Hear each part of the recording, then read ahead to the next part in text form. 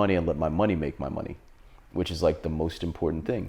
And a friend of mine actually was like one of my best friends, worked at Goldman Sachs trading options. Like that was his profession. I just never was like, hey, tell me about that shit. Yeah. But it's like now I'm like, sitting there and I realized, I think it was in early March, and I was taking an Uber because my car was like getting worked on. I took an Uber and there was a guy, the driver, he was like, hey man, this is the time to buy like blue chip stocks, which are like the really high stocks, like all those things. He's like, the market's crashed now, but it's gonna go back up. Yeah.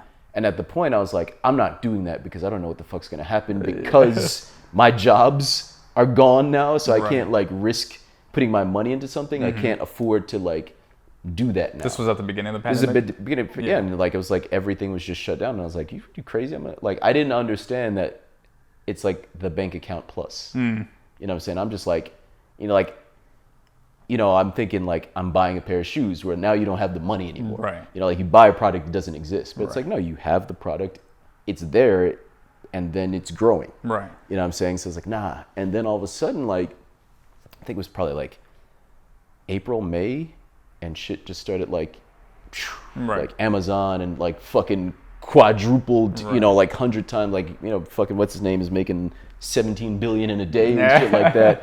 And I was like, all right, this is what's happening. And this is like the disparity between like what I want. Like I want to take care of my family. The situation that like let me understand where like I'm not set up in the way exactly if like it all went to shit. My family's in New York. I couldn't be like, hey, you could come stay with me.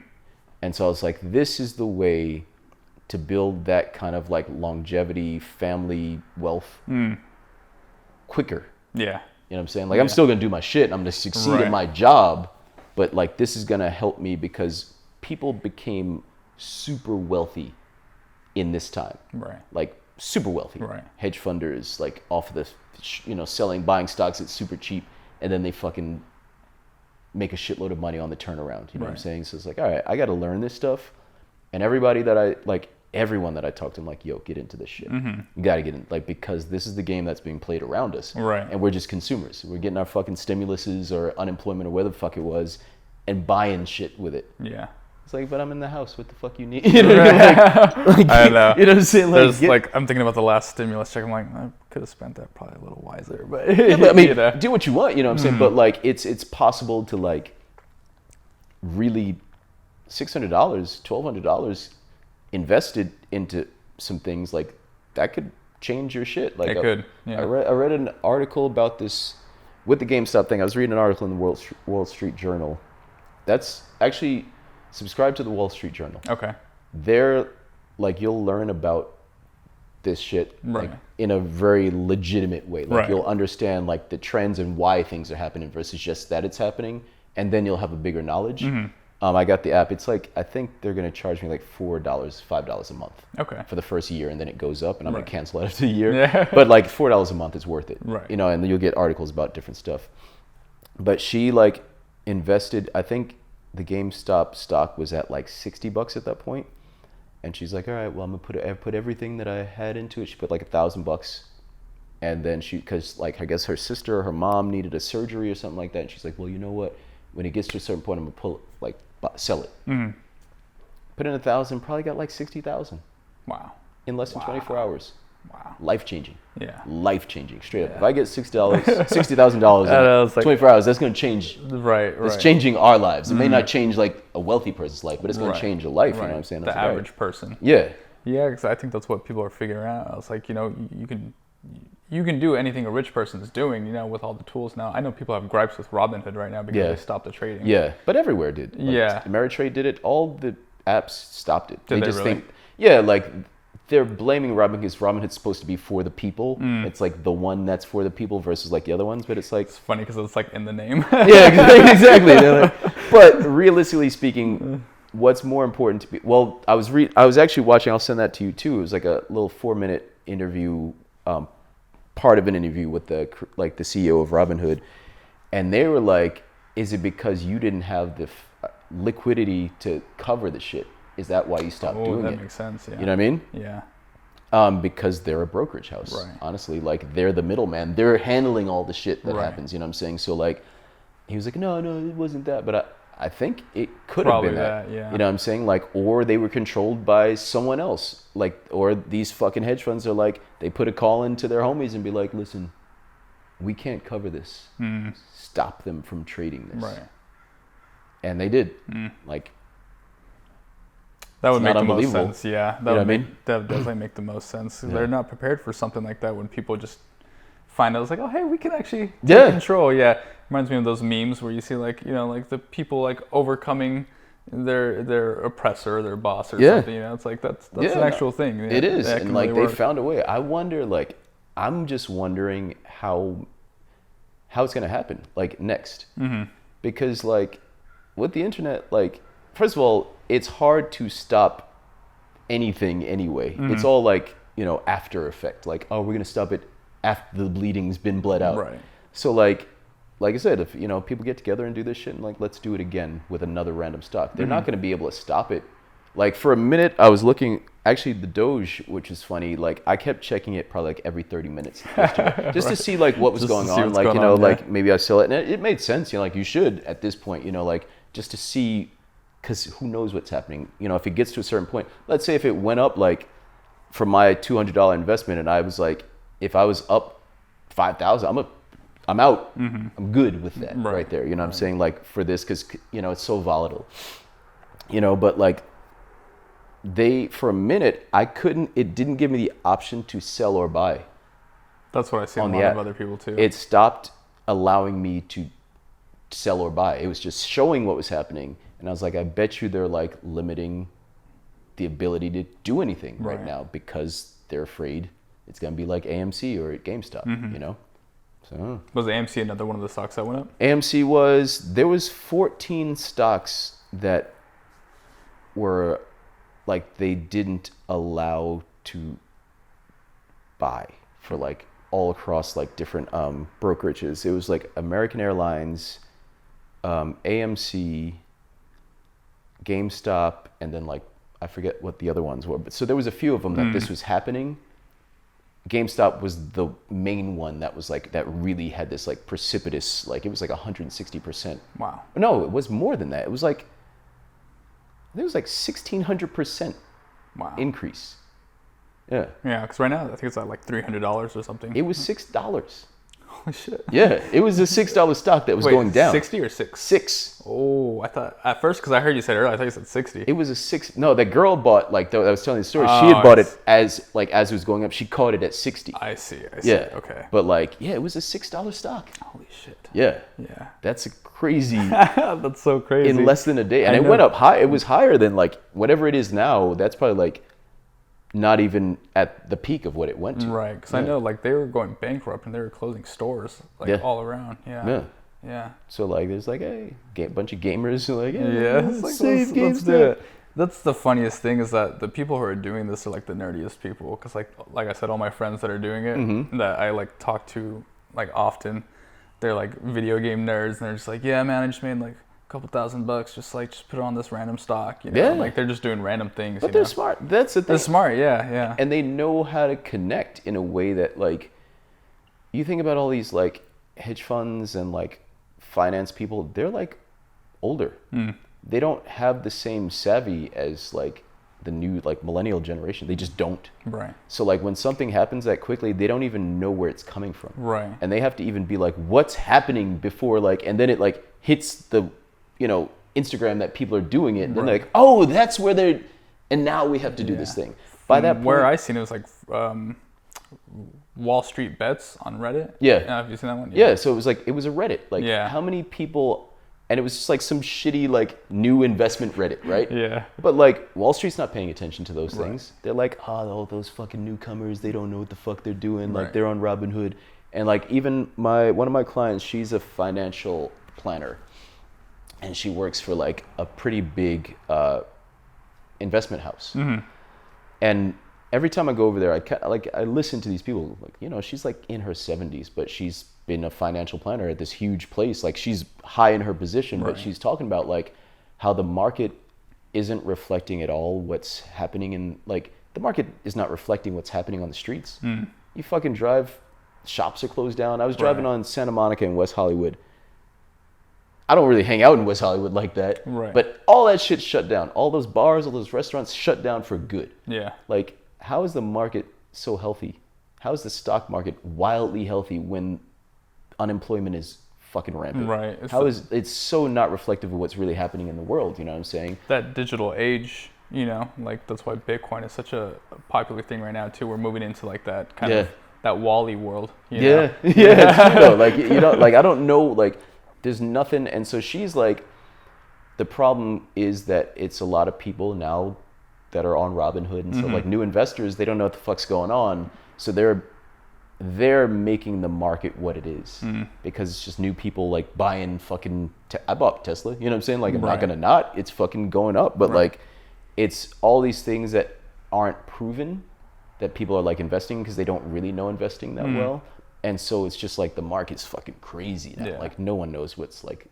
It's up for grabs. It's like turned to the Wild West. Yeah, like it straight up is. You know, anyone can just come in now. Like any person is just, you know, I have like that vision in my mind, maybe like Ready Player One or something. They just have that digital world and then go in. Yeah, man. It's just like we can own this space as much as like a billionaire hedge fund. You know? And I think that's great. I think it's great. I think it's gonna be really destructive in long term, but I think it's great because it will essentially redistribute wealth a little bit, but then it will destroy things ultimately. I think for the good or bad, I can't say. The cycle, the nature of things, you know, I think when people talk about like a revolution or something like that, you never think it's like a digital revolution, you know, people taking over. It's like, that's such a possible thing now. It is. That's actually really true. Like, you know, you don't even have to leave your house. Yeah. Like it's like protesting through the computer, man. I've seen all these memes of just like, Mom, can I borrow $500? We're going to destroy the economy.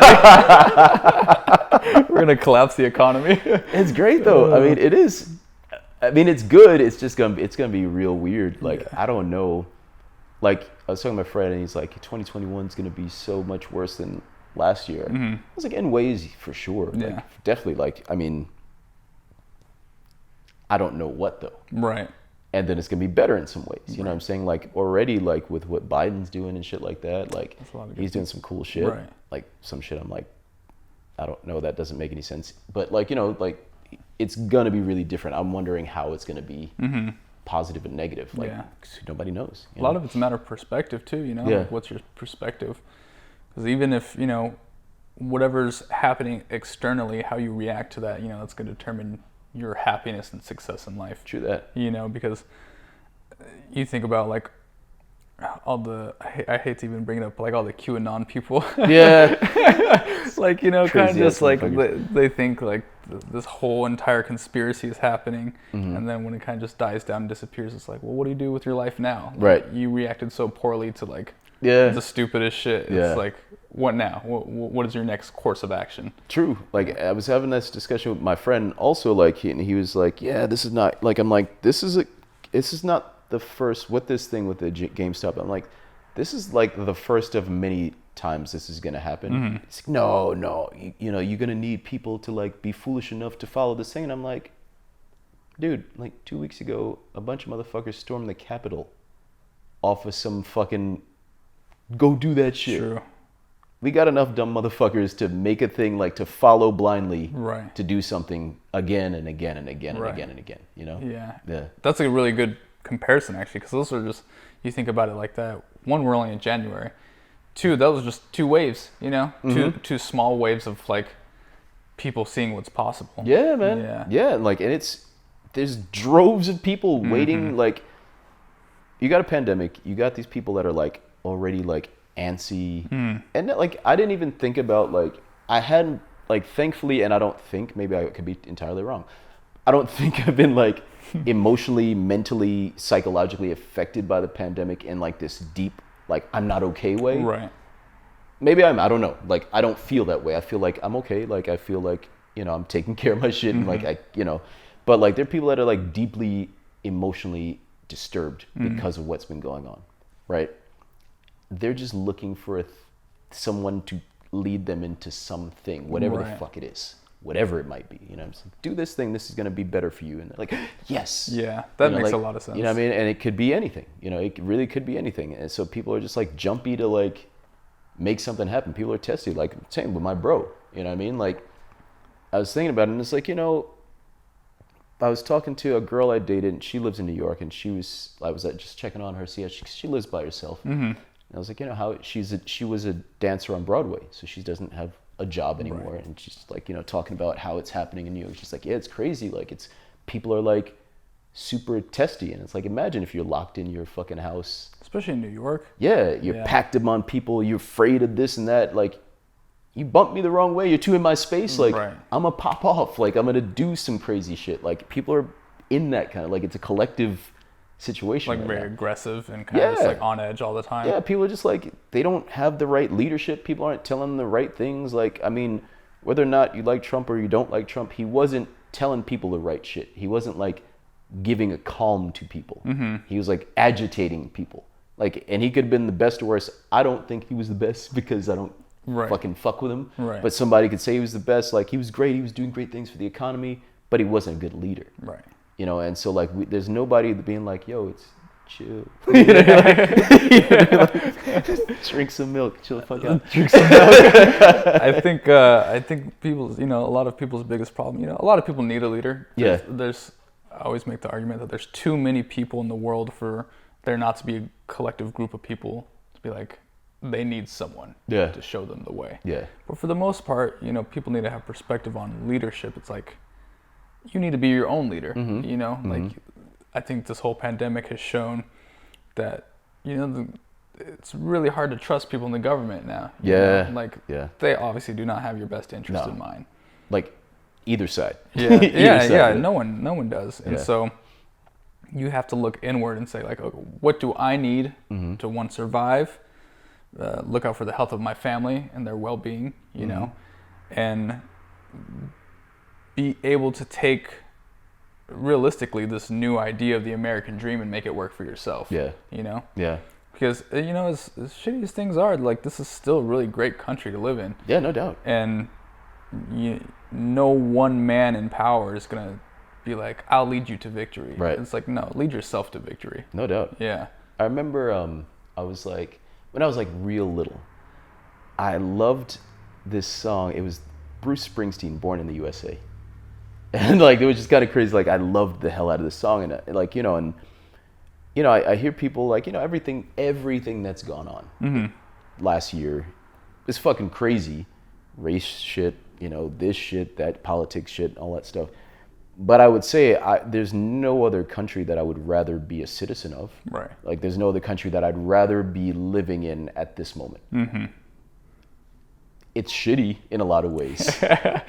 You know what I mean? But at the same time, I'm sitting here on a Friday and I've paid my rent. I have a place to sleep. I have a job. I have prospects ahead of me. I have a car. Like, I have these possibilities. And there's a lot of places that, like, people, even one of the things that I have circumstantially, they're desperate for. Right. You know what I'm saying? So, like, we are in a good place. However, I think people get complacent also. Yeah. You know what I'm saying? And so, like, it's like one of those things where it's like we reached a point where we didn't care about the future. And we're like so constantly present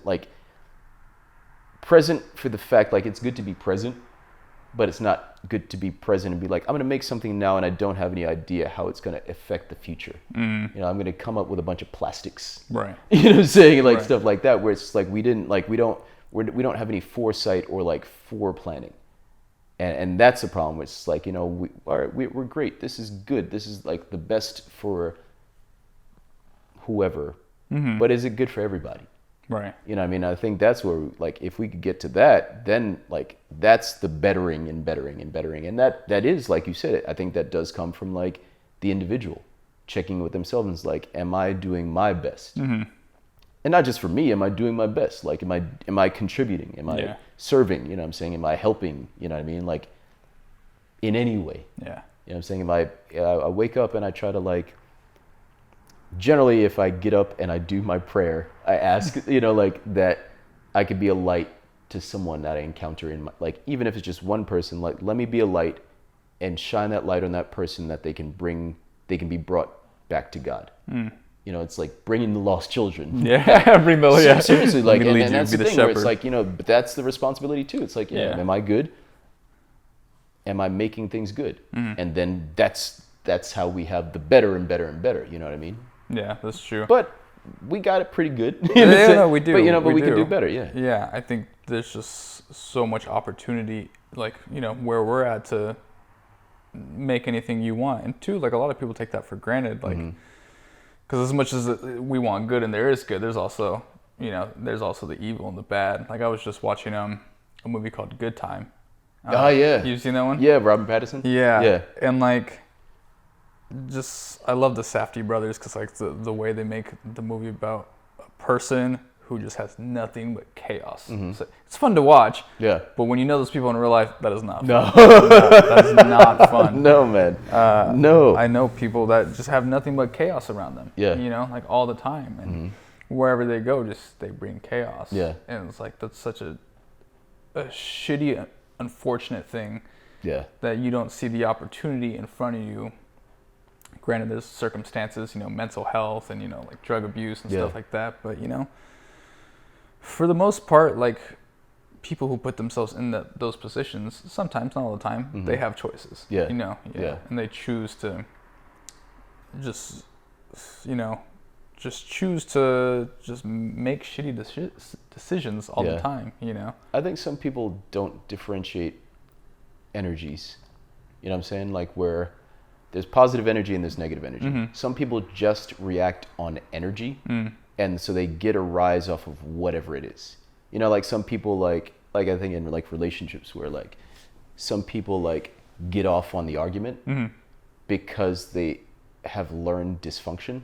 I see. You know what I'm saying? So it's like they think any kind of thing is like, you love me because we're fighting, so that means that you have passion. Like passion means love, or this means that. And it's like some people just like surround themselves with such that they just need to have something constantly happening, and be like, no, flip the switch. You can have something constantly happening, but it can be like positivity, just the same. But it's just like they got so used to that, like that's just their default setting. They're normal, and they need whatever it is. Like they're just operating in a chaos, but like you could have a chaotically good time.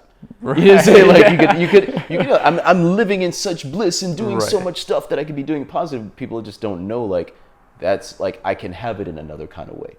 It doesn't have to be like all bad. You know what I'm saying? And it's hard with drug abuse. It's hard because like that's a whole different thing. I started watching on Netflix. There's a documentary called Crack. Okay. And I started Straight watching. to the point. Yeah. What's it about? Well, you know. But yeah, and I was like, fuck, man, like all of a sudden you're pulled into that energy, and that's your energy. That's the addiction.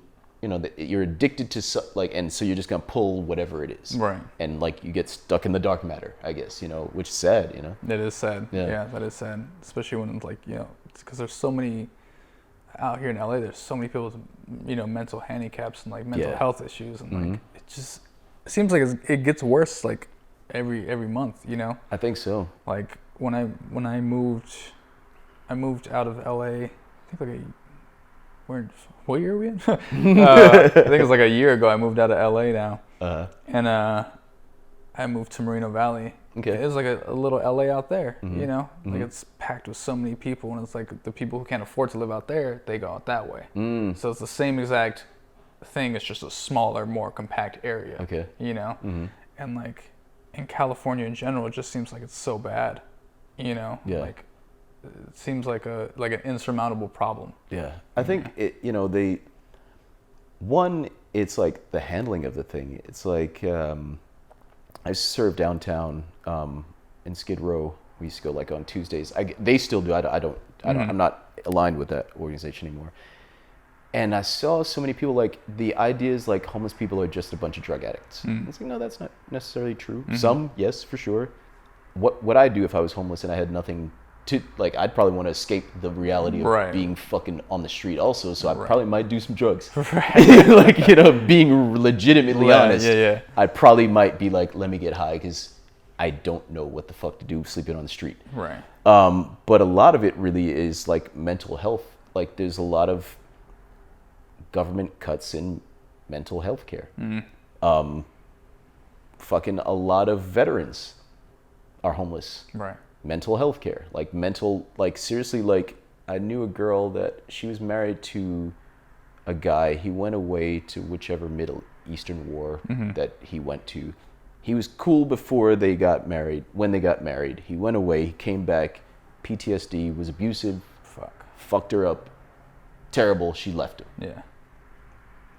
If I go to war, I'm fucked up. Yeah. If I had to kill someone or in a constant threat of being killed, that's gonna fuck you up. Right. You come back here and you get nothing. Right. They don't, like, the veteran affairs is shit. You don't have no money, you're mentally unstable, or let's say you did have money, but you lose your fucking mind. Money's not gonna keep your mind. You know what I'm saying? Like, so you just, like, you're not in your right of ways and you fucking go, you're homeless. You end up in a shitty situation, and then it's like, you're homeless, you're a problem. And there's no fixing of the problem. And it just grows and grows and grows and grows and grows. It's like, what the fuck, what are we doing? You know what I'm saying? Like, how do we, like, in there, you're saying, oh, salute the flag and, you know, don't kneel. You know what I mean? But, like, you're not taking care of the issues. You know what I'm saying? You're not taking care of people. It's like you said, you know, when you could be a veteran and then you're homeless and, like, you're stigmatized. You're the problem now, you know? Like, forget the fact that what you did for, you know, freedom. Yeah. You're a problem now because you're homeless. Yeah, now you're not even a veteran. Like, you're just a homeless person. You're just homeless. This is like a homeless crackhead. Yeah. You know? Yeah. Maybe it's like just bad priorities in LA, you know, and California in general. And yeah. Like, I was talking to a friend of mine, and I mean, this has not so much to do with homelessness, but just kind of like the vibe in general of California that, you know, I'll grab some water real quick. Yeah, go ahead. Yeah, go ahead. Yeah. Does it extend? Extends. Should I take it off? If you want, yeah. It extends like 20 feet. Okay. I think. All right. Yeah. Here, I'll just unravel this for you. Do you want yours? Yeah, if you could, please. Right. Yeah. There you go. Moving around. You said? I forgot what I was saying. What was I saying? You're talking to a friend? Talking to a friend. Oh yeah, about people in California, and you know the vibe here is just very aggressive. People are, you know, always on edge. Mm-hmm. And I think she was talking about, you know, like, having thank you, having conflict with people, and you know, kind of like just like everything always seems so high conflict here. And I told her, you know, that's really only in this state, or like in like big city states like New York and stuff. Yeah. You go to like, you know, like you can go to Arizona. It's not, people aren't hype. So yeah. People aren't so angry all the time and so passive aggressive. My friend wants me to. Well, we are gonna go to Hawaii. Oh, nice. For 3 weeks. Yeah. Yeah. Yeah, in June. 3 weeks. 3 weeks. Nice, yeah, bro. Hopefully. Very nice. And he went. He came back. He went for a week, and he told me, it's like, man, you're gonna go out there and you're gonna want to move there. You're not gonna want to come back. Yeah, he's like, you're not gonna want to come back. No, I didn't want to come back. Yeah. He's like, it's so different there. You know, people are not like how they are out here. No, you man. know, like, oh, that's what she said. She said, is it weird that, you know, I have trust for people at the beginning when I meet them, as opposed to not having trust and then you build up? I said, no, that's how it's supposed to be. That's a normal thing. That's kind of how I do it too. Yeah. Yeah. Like, you have open arms to someone until they give you a reason not to. Right. But it seems like that's weird because that's not the normal in California. Yeah. It's, you know, I'm not going to trust you, but if you warm up to me, okay, we'll see. Yeah. I think that's an interesting thing. I think I noticed that a little bit, and I don't fault people for it, because I think it's one of those things where, like, I would say specifically in Los Angeles, more than like, and the surrounding LA area versus like, you know, like the Bay or San Diego or something like that. And I think San Diego doesn't count. No, that's a whole different world. But I think like it has a lot to do with like the user culture here. What do you mean the user? Like, what can you do for me? Oh, okay, I see what you mean. You know what I'm saying? Like, yeah, like, and I think, you know, people are coming out here to make it, and they come out here to make it in entertainment, and so it's already like, I'm trying to make it in a place where I'm acting, performing. Right. So then it like bleeds into the livelihood of people, and it's Right. like, how do I get connected to do this thing? Also, like, what can you do for me? Like, and so, you know, people have like a lot of times hidden agendas, and they're really flaky. You know what I'm saying? Like, I've never experienced a place to be as flaky as here. Right. And so I think people kind of like whereas I'm like, you know, I'm who I am. You know what I mean? Like, you may learn to dislike me over time, Right. but I, you know, or like me, whatever the fuck it is, but I am who I am, and I try to believe that you are who you are. You know, I'll give you the highest esteem, and then you'll have to like prove yourself less esteemable, or you know. Yeah. But I feel like here, like a lot of people are just kind of like, it's a little something underneath the thing. They're not. I don't know how to say it. Like everyone's wearing a mask. Yeah. Yeah. I think that happens a lot here more than any place I've ever been. And I'm from New York, where it's like I feel like it's very much the opposite. I would imagine so. I mean, I've never been, but I know it's more like people don't have time to fuck around like that. Right. Like, you know, people are gonna show you their true colors. Like, yeah, like fuck. They don't have time. We have extreme conditions. Like, I think here it's pretty nice weather all the time, so you kind of like it pervades into like the being, right? Like, and so I can fuck around tomorrow. Yeah. Like, you got it nice 24/7. Yeah, and in like other places, like in New York especially, it's like it's cold. I don't have time to beat around the bush. What do you want? Right. Like, right. Let's do this thing. Let's be as real as we can at this moment, because I don't have time to waste. Right. It's moving very fast, and here it moves very slow. And you can be whatever the fuck you want to be, and like reinvent yourself in a way that is beautiful, but also in a way that's really not legitimate. Right. You know, and so you get like a bunch of different types of reality here. I think the biggest phrase that I don't like is "fake it till you make it." Yeah, that's weird. I heard that a lot, you know, growing up. I think people take that to a point where they fake it so much that you end up, you become this like caricature of yourself. Yeah. You know, like you don't even know who you are at this point in time. You know, it's like you're so far gone into this persona that you created because you want people to like you, and you want to make sure people, you know, give you opportunities, and like you're looking for like the best avenue. And flaky is the best word. Flaky is the best word to like describe people, because it's very true. There's so much.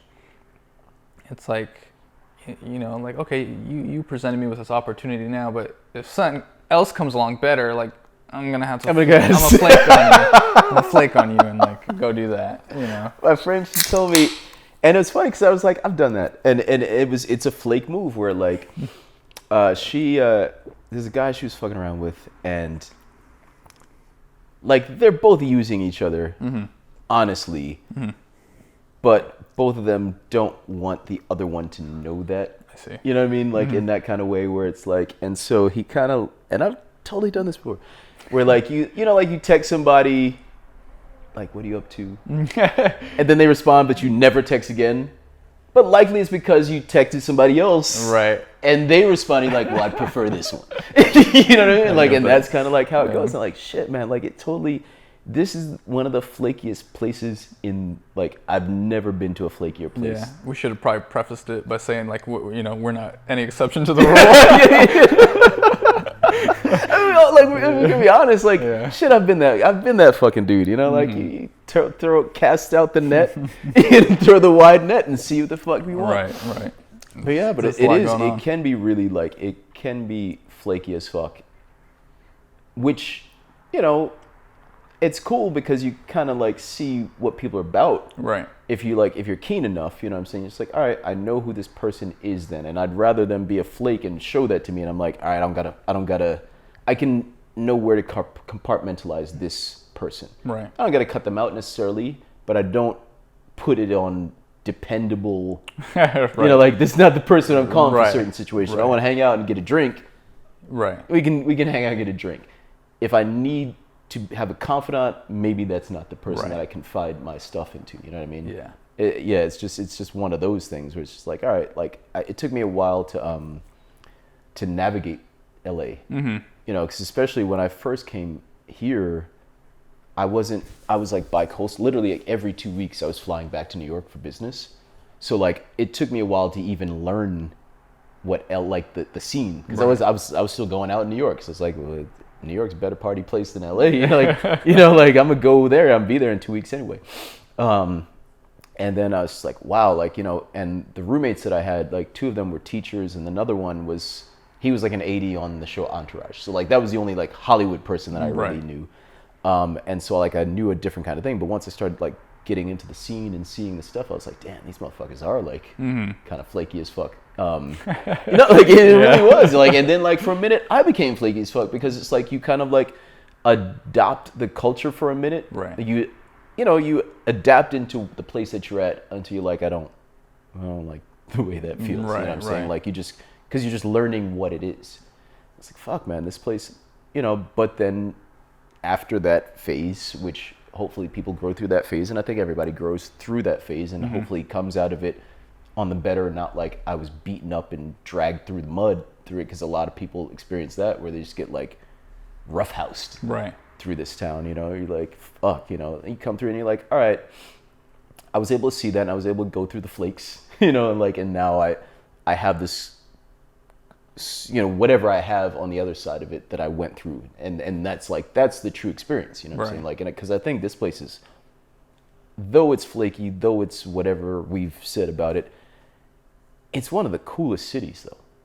It's pretty cool. Like it is like accessibly, like, went hiking the other day in Los Leones Canyon, like I see you doing on your, Instagram when you're hiking and doing your thing, like you can do that anywhere. That's not accessible in New York. Right. Like I'm not driving 10 minutes or 20 minutes and getting to the mountains. Right. That ain't happening. Or to the beach or to the forest, like none of that is happening. Desert, so like anywhere. There's a beauty. Like I love the hell out of this place, and I'm happy to live here. Hawaii though, like that's that's a different story. That's a different story. I want to be there too, but like this place is really beautifully done. Right. Yeah. No, I agree. It's I've given it so much thought of like, I would want to move. There's plenty of places that I love that I would love to move to, but man, it's so hard. You have everything right around you, especially where I live. I'm like an hour away from anything.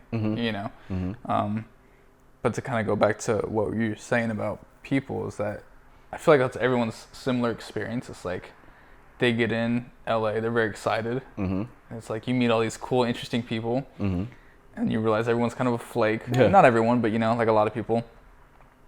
And you have like an abundance, and then you don't. Yeah. Like the next week, and you're like, and a lot of people feel lonely. Like a lot of the models I've met, like they get very lonely, and like it's not very friendly. Yeah.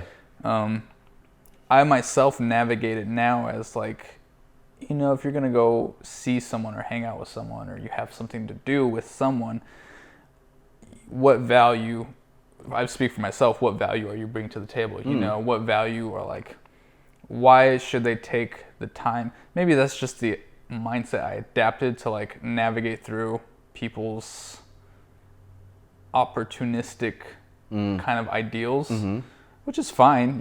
Like it's like people are people, and like I'm not gonna judge anyone for what they want to do. That's their time, that's their life. They don't owe me anything. Yeah. But with that respects, like again, what value do I provide?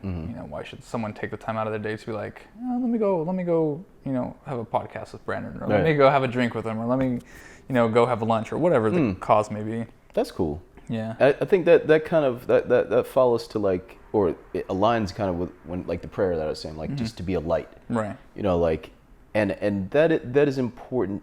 I think it's important to remember in a place that I want something. I moved here because I want some. I mean, actually kind of like not true though. Like the thing is, I do want something from this town now.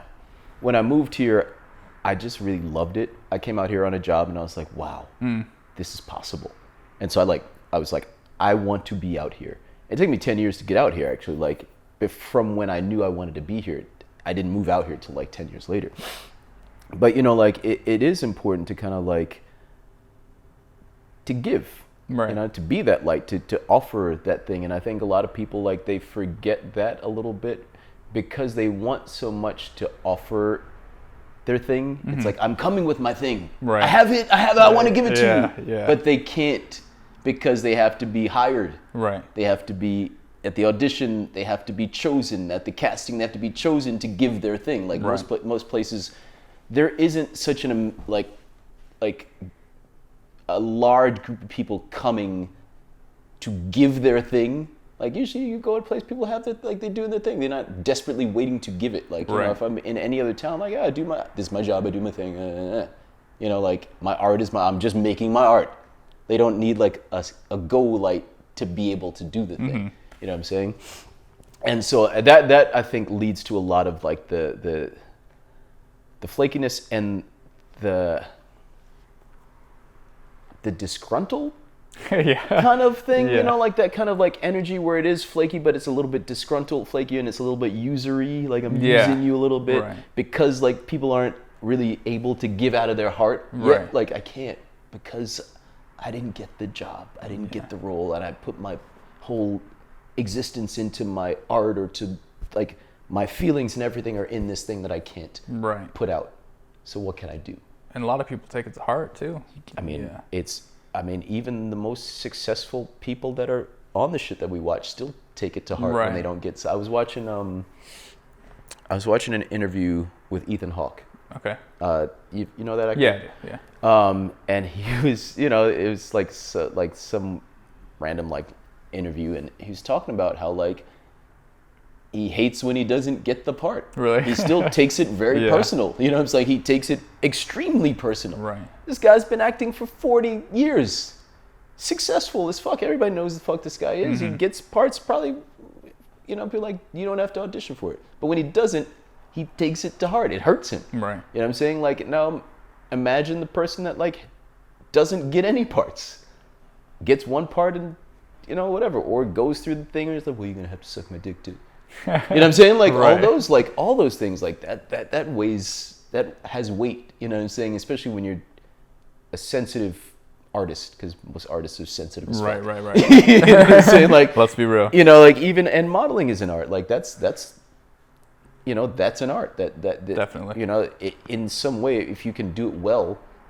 I know it, you know, with like Instagram and shit like that, it makes it very different now, right. You know, and many more people can do it, and it's lost its art, but it's still an art. You know what I'm saying? Like, and even the Instagram model, if she didn't get any likes, she's gonna delete that photo, right? If it doesn't get the likes that she wanted it to. So like, yeah, we're all like, it's a sensitive thing, you know what I mean? It is, yeah. It's also a validation thing too. Oh, for sure. Yeah. Like, but that's the same. That is the same. You know, like if I'm not validated enough, it's like, oh shit, then I shouldn't show anyone, because you know, like if I don't get the getting the thing is the validation.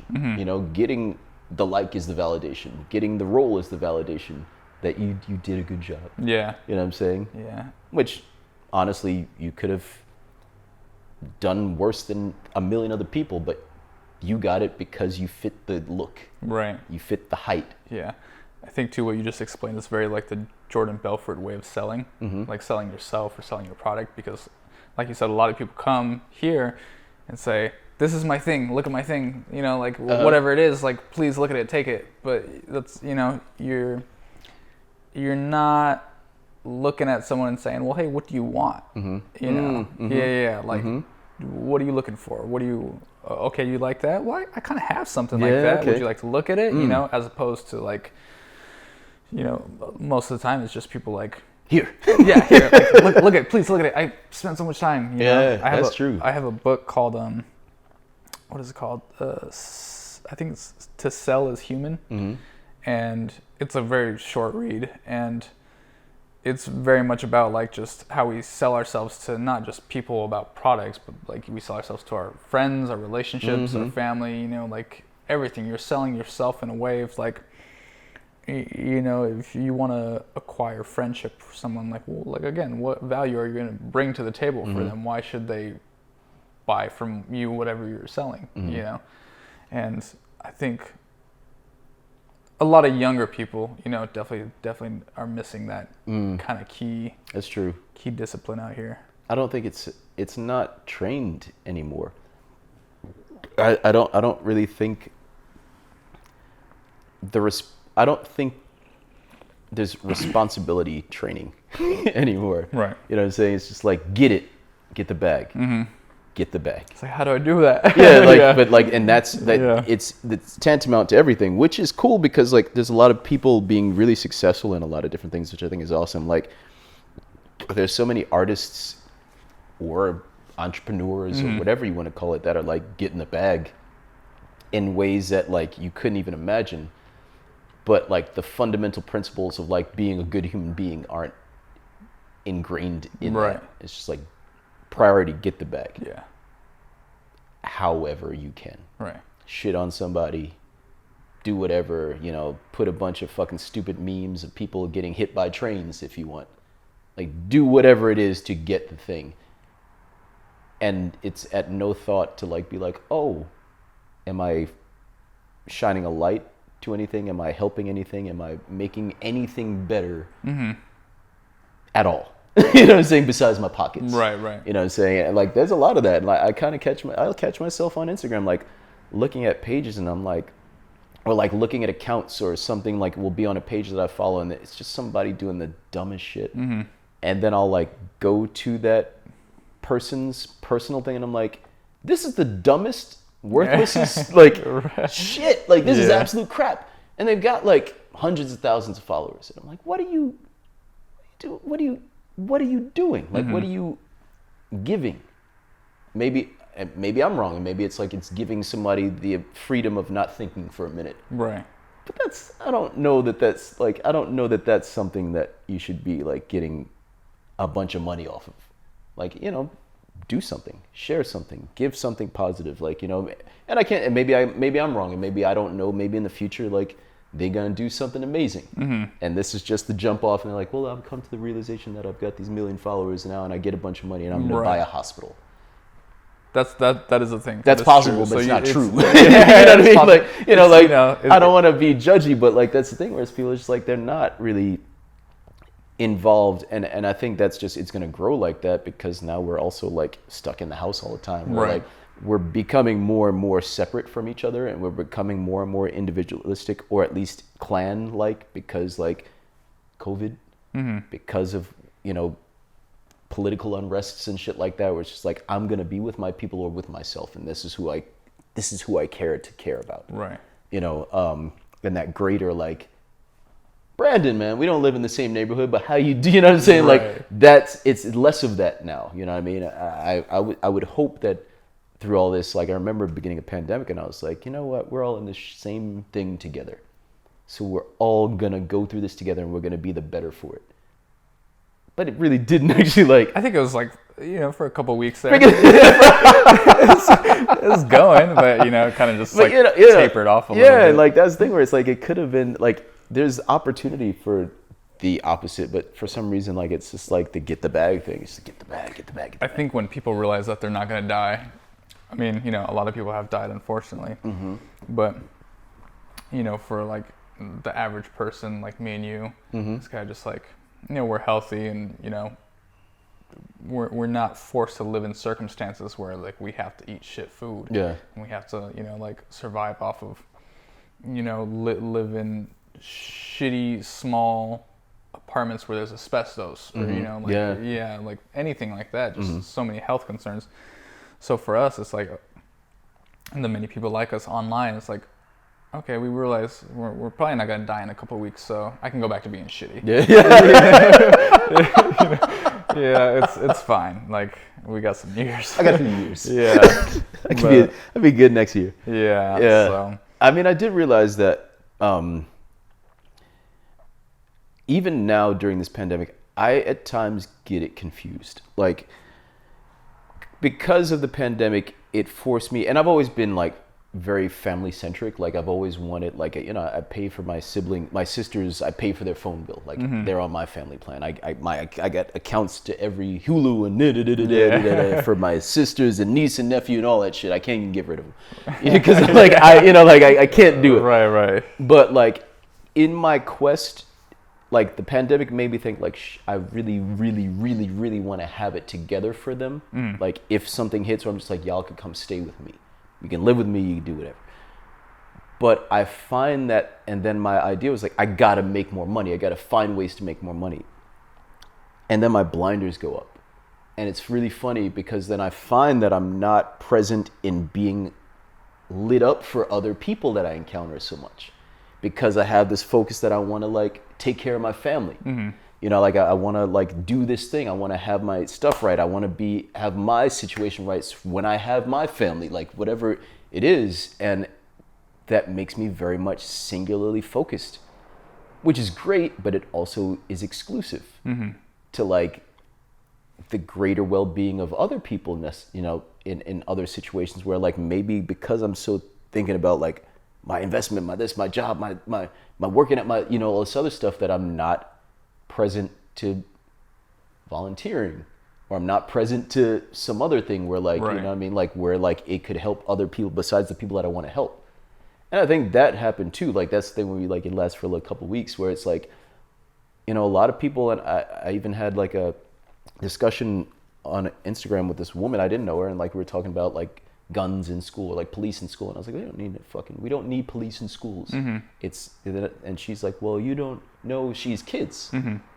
She's looking out for her kids though. Right. You know what I'm saying? She's not worried about the motherfucker like gets beat up by a police officer in school. She wants her kid protected from a shooting in school. Right. You know what I'm saying? And so like it's that thing where like even in the want to be good, you kind of miss the mark at some point a little bit.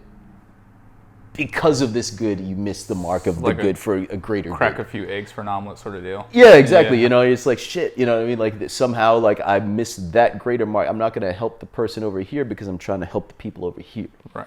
And so that you know, like I've experienced that definitely during this time where I'm like I check in with myself. I'm like, am I so focused on the bag right now that I miss, you know, like everything else. You know what I'm saying? Yeah, I mean, that's the thing too. There's a guy that I stayed with when I was in Barcelona, and, you know, the lifestyle out there was so relaxed and so like, I mean, not when I went, you know, there's bad things going on when I went, but it was like the lifestyle I know is very relaxed, and he was very disgruntled about like, you know, because I was, you know, he knew I was coming from California, and he was like, I don't understand people in America. Everyone just is always so like focused on becoming rich and like, you know, having this brand and, you know, like, and he was just kind of ranting, and he was an older guy, you know, and I understood his position, and I was a little bit younger at the time, so I was a little resentful.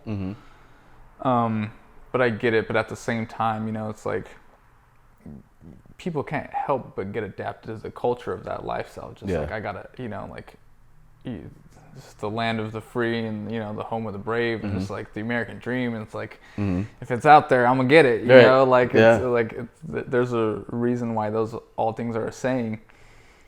And even like I was telling you earlier, I myself, it's just like I'm always so focused on like hustling and like, you know, just trying to get out of this state of like, whether it's debt or, you know, you're constantly going.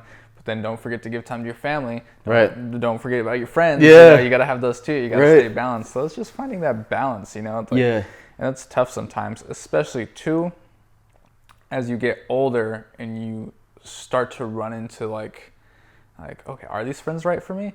You know, it's like, how good is my relationship with my family right now? You know, like what's that like? You know, like, and you kind of have to check, you know, what is my relationship with my significant other like? You know, like you got to check on those things. All while balancing, you know, like if you're focused on your health and your mental and your physical and your spiritual, you know, like you're like, and you got to get the bag.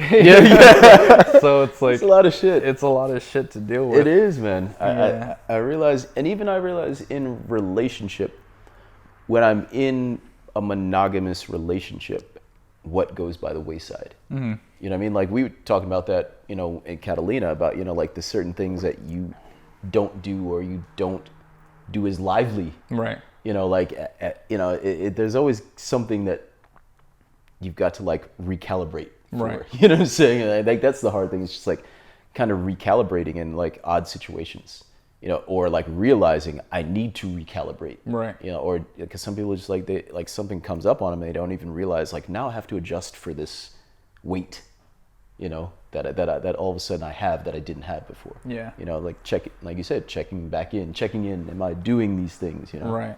I think that's so true, because I think about like many times from like, there's like scenarios in a relationship, you'll get frustrated with whatever the situation may be. That's a reoccurring situation. And some days you're just like, oh, I just want to just end this right now. But then other days you're like, stop being a bitch. Like, man up. You're the man. Like, right. You just, this is a relationship. You right. deal with it. Yeah. It's like, and you recalibrate. Mm-hmm. And then, if you go through that so many times, you obviously get to a breaking point. But right. it's just what you want to put up with, you know? It is. And two, like, I mean, I know we talked about it a lot, but like women put up with our bullshit too. I mean, I don't know what my bullshit is right now. So like, if my next relationship, I'll figure that out, you know, like, because I'm just so focused. But, I think it's like, talking about with a friend of mine, just like, we were talking about red flags, mm-hmm. And just like, okay, what's a red flag for you? And it's like, you kind of go through the experiences and learn what you don't want, right. And I realize. So what's a red flag for you? A red flag for me is someone who's not ambitious towards anything. Okay, yeah. I get that. And a red flag, you can kind of like determine at the beginning, but you don't find out really till later, is that if you're their only outlet, that's kind of a red flag, Yeah. Especially if you're a guy that has 10,000 things going on, right? And they don't have that much going on. Yeah. And that's a tough one, especially if you love them. You're just like, fuck. You're trying to like do this balance act, but it's so hard because like the relationship is like it's like this massive thing, and you also have like 10 other like kind of massive things, but like you want to build them up to be massive things. So it's just like if they don't have their own thing, that's tough. That's true. That's really tough. That's really true. Yeah. That's really hard, actually. Yeah. To be someone's 100%. Right. But you don't have 100% to give to them. Yeah. And like I said, that goes back to me saying like, just stop being a bitch. Give me your 100%. Right. And you try, you really do. Right. And then like days, weeks go by, months, years, and you're just like, I'm tired. Yeah. That's true. That's really true. Mm-hmm. Yeah, it's hard to, because also like, then what are you building? Like together. Right. Separately together. Right. Like what, like, hey, people, we're just building an empire together, which, I find to be like the fake it till you make it thing. Right. Like people say, I'm just like, shut the fuck up. But like at the same time, really, like it's true. Like, what do you got going on? What do you have to offer to me? Like what makes you, what conversations are we going to have then? If I'm doing stuff, but you're not, like, what new things can I learn from you? Right. You know what I mean? There was a girl I dated for a very, very short period. It was like a month or two. And it was kind of the same situation. She didn't really have many friends, and she had like this kind of like, not to sound rude, but it was like a mediocre job. It was kind of just like at a fast food restaurant. Okay. Yeah. And we were hanging out one day, and she said something. And right as soon as she said it, I was like, this is over. Like, I knew it. Wow. Yeah, I didn't break up with her until like a week later. I had to kind of like linger on that. But I was like, she said, we were just hanging out, and she said like, oh, like, I love wasting an afternoon with you. Or wasting time with you, or something like that. Yeah. And like as soon as she said the words came out, I was like, is that what we're doing here? We're just wasting time, I was like, I was done. I was like, that's especially for someone like me who hates to waste time. Yeah, okay. Like I get like antsy if I'm just like, used to hang out with friends and just bullshit. I'm like, the fuck are we doing? Like I need to be doing something, Right. So like if you have a relationship and someone says that, it's like, I'm sorry, girl. I can't. On that note. I can't. That's interesting. Continue with this one. That's true. That's a very interesting thing. Mm-hmm. I remember I dated a girl for a few months, and we started dating, and she quit her job, and so she was living with her at her family owned a house, so she was living there, and she just like wasn't working. I was like, what are you contributing to anything? Like, you're not doing anything. Like, I'm not rich. You know what I mean? Like, and one, we just start dating, so like, it ain't like that where I'm like, I'm not a fool either. So like, I got you, girl. Then you gotta do shit. Right. But I was like, I couldn't believe it's not ever I don't think I ever don't want to do anything. Right. I don't care how rich I get. I don't want to not be doing something. Right. I'd prefer then to be doing exactly the things that I want to do because I don't have to work for the money to do things anymore. But I don't want to like, I don't have like the dream to like 365, 24/7 just live on like some sort of like deserted island, like just sitting in the sand. Right. I don't like, I've worked since I've been 12 years old. You know what I mean? Like literally my first job was 12, which is like illegal. But like, I've always had a job, and I don't like ever see myself not with the ambition to do something. If I'm just making paintings or whatever the fuck it is, like I want to be doing something. It shocked me to know a person that didn't. Like, just like, I'm cool with us just chilling. Yeah. I'll be at your house when you get home. I get mad. I get like mad in a crazy way of just like, what are we doing? Like, yeah. Like I especially if, I mean, I'm younger, so I'm like, I'm building stuff. Yeah. Like it's like, I'm not going to reap what I sow, I know, till like years later.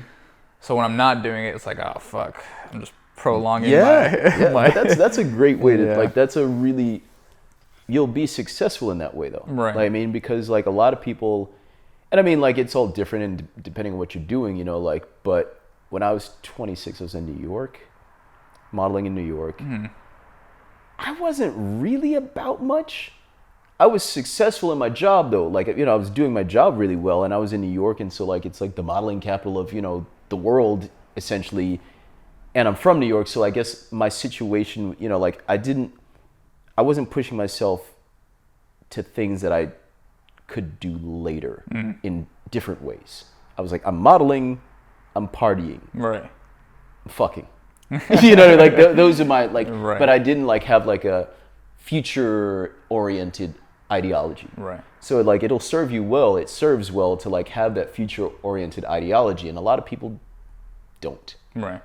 Realistically speaking, like they're like, all right, well, I'm gonna get a job, whatever the job is. And it's not even like, it's not specific even. Like, I want to be doing this thing. I want to be whatever it is I want to be. They're just kind of like, I'm gonna get a job and I'm gonna, just get my girl and like, and dot. I never understand, like, look, I got a lot of friends who just have jobs and they're happy. Like, if you're happy, fuck true. Like, that's Fair. your shit. Who am I to judge? Right. But if you're someone who, like, wants to get that bag, like, you gotta put in the work. Like, you can't just sit around and kind of like, I'll get it. After this beer, after this Call of Duty round or whatever. Like, you gotta put in some. And it took me a long time to learn that because. This is perspective, long time for me anyways, because at 20 I was like always trying to move and trying to get out of the debt I was already in and kind of just like, pay bills and like. See, that's very rare. Yeah. That's a rare mentality. But it's not rare in the sense of just like you're trying to get rich quick schemes. Because I was always on that like, like, what can I do to get money like right now? Okay. Like I've had friends who've seen me like get frustrated of like trying to turn like pesos from Mexico into like cash over here. Like, I was like trying anything I could to get some money. That never worked out, by the way. I was like, always trying to do something. And then I had the high periods of just like, okay, I have some money right now. And then I had the lows of just like, I am flat broke. I have nothing. And it wasn't until realistically this pandemic, like up to this point where I'm like, okay, I started to create something that's tangible. I can feel it, I can look at it, it's quality, I can ship it out, send it, sell it, whatever. Photography has always been so like selling an idea. It's selling a surface, but like a service, but selling like an idea of just like your photos will look good to be on this digital landscape. Right. But I'm not selling prints or anything. True that. I get that. Yeah. So now it's like, now I see the cogs starting to work a little bit more. It's like, okay, I'm getting the money flow. It's happening. I see the building. But now I'm like, now I can't stop with like, a relationship that's gonna, not say I wouldn't be in a relationship, but one that's just not gonna serve you. Like, especially if I'm so independent and the person is not. They're codependent, you know? Yeah. And it leads to like, any relationship leads to a bit of codependence naturally anyway. Right. Like just naturally. Right. Because you're with, like. You're sharing a life. Yeah, together, and I think the less another person has going on for themselves, the more pull it's going to be on the person that has stuff going on for themselves to fulfill that thing. Like, my ex lost her job, right? And then I found that, like, to make her feel better, I would spend more time with her. She didn't ask of it. Right. But then I did because I felt bad, or I felt, you know what I mean? Like, whatever the impetus was, I enjoyed the spending time with her. Like, but at the same time, that's going to detract from me spending time on my shit, on my grind, on my productivity, and like with anything, you know, like any kind of person, like a person generally, they want 100% of what you're going to give them. Right. No one's generally like, well, let's say healthy people will be like, well, go do what you got to do. Right. I'm okay with going. But mostly, like, I find people are going to be like, well, I want as much as you're going to give it to me. Give me all, like, you know, I'll take all the sides. I want the main. I'm going to give me all you can give me. Right. You know, and that's just the way it is. You know what I mean? So you got to choose your 100% of 10%. Right. I'm going to give you 100% of my 10%. That's, yeah. You know what I mean? Like, I'm going to be present fully with you, but I can't be you. I can't be your thing. There's a saying that I'm reminded of that's like, I'd rather, you know, if we're in a relationship, I'd rather spend an hour with you and give you my 100% as opposed to spending the whole day with you and me giving you 10%. Yeah. You know? It's like, you have to pick and choose what you want. And that just goes back to, like, have a partner that has something going on, you know, something going on in their life that's like, that they're focused on, they're ambitious, because it's also hot, you know? Like, you have a partner, definitely is. You're like, oh, go get that girl. Okay, like, I see you. I so much respect then. You have like, oh man, look at her doing it. Look at her. Like, you know what I mean? Like, that shit is huge for me. Right. Yeah. Even more so when they're faced with adversity and how they respond to it. You know, it's like they lose their job and they're like, you know what, fuck it, I'm gonna start my own business. Right. It's like, okay, like that's how I like that, you know? Yeah. On that note, I need to take a Do you think, man? go to the restroom real quick. Boom. Got it. Back. Yeah, man.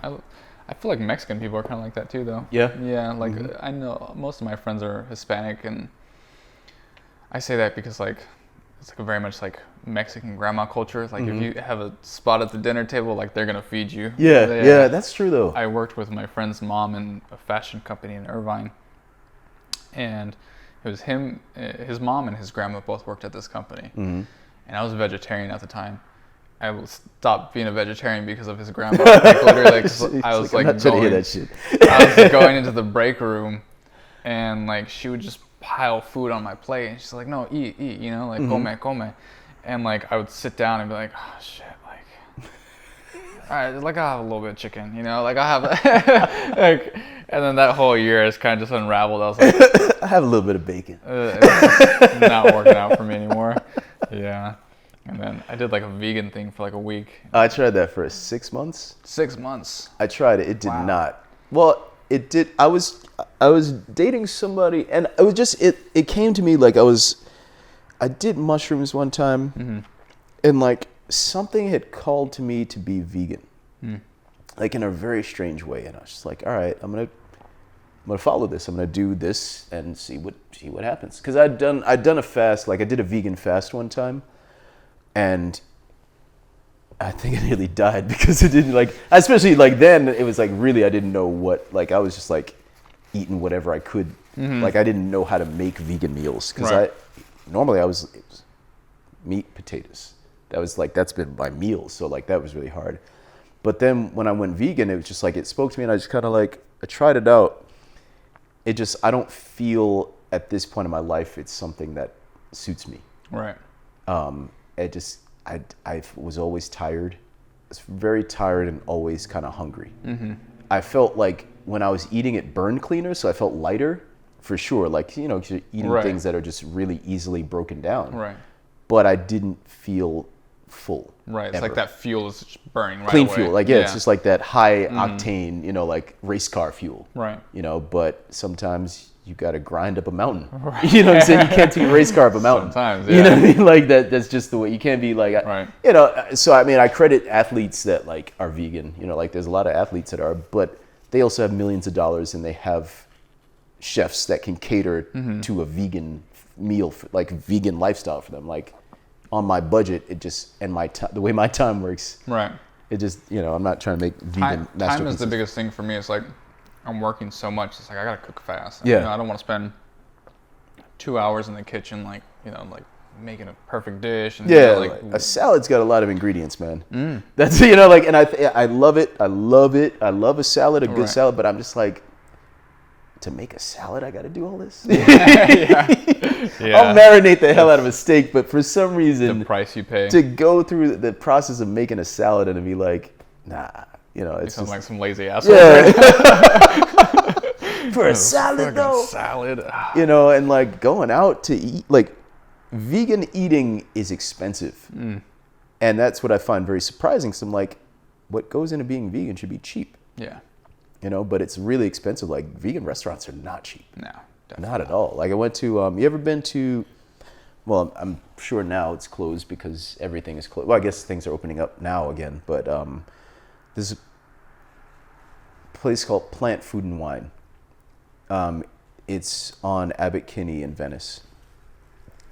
And it was like the only place I've ever gone to where like afterwards I was like, it was a vegan restaurant. I was like, I'm full. Like I'm satiated, like to the utmost. I don't need to go out and actually get a steak now. Right. But that was like the only time. And I've been to Cafe Gratitude. That's another vegan I've been to spot. that one, yeah. Over on Rose in Venice.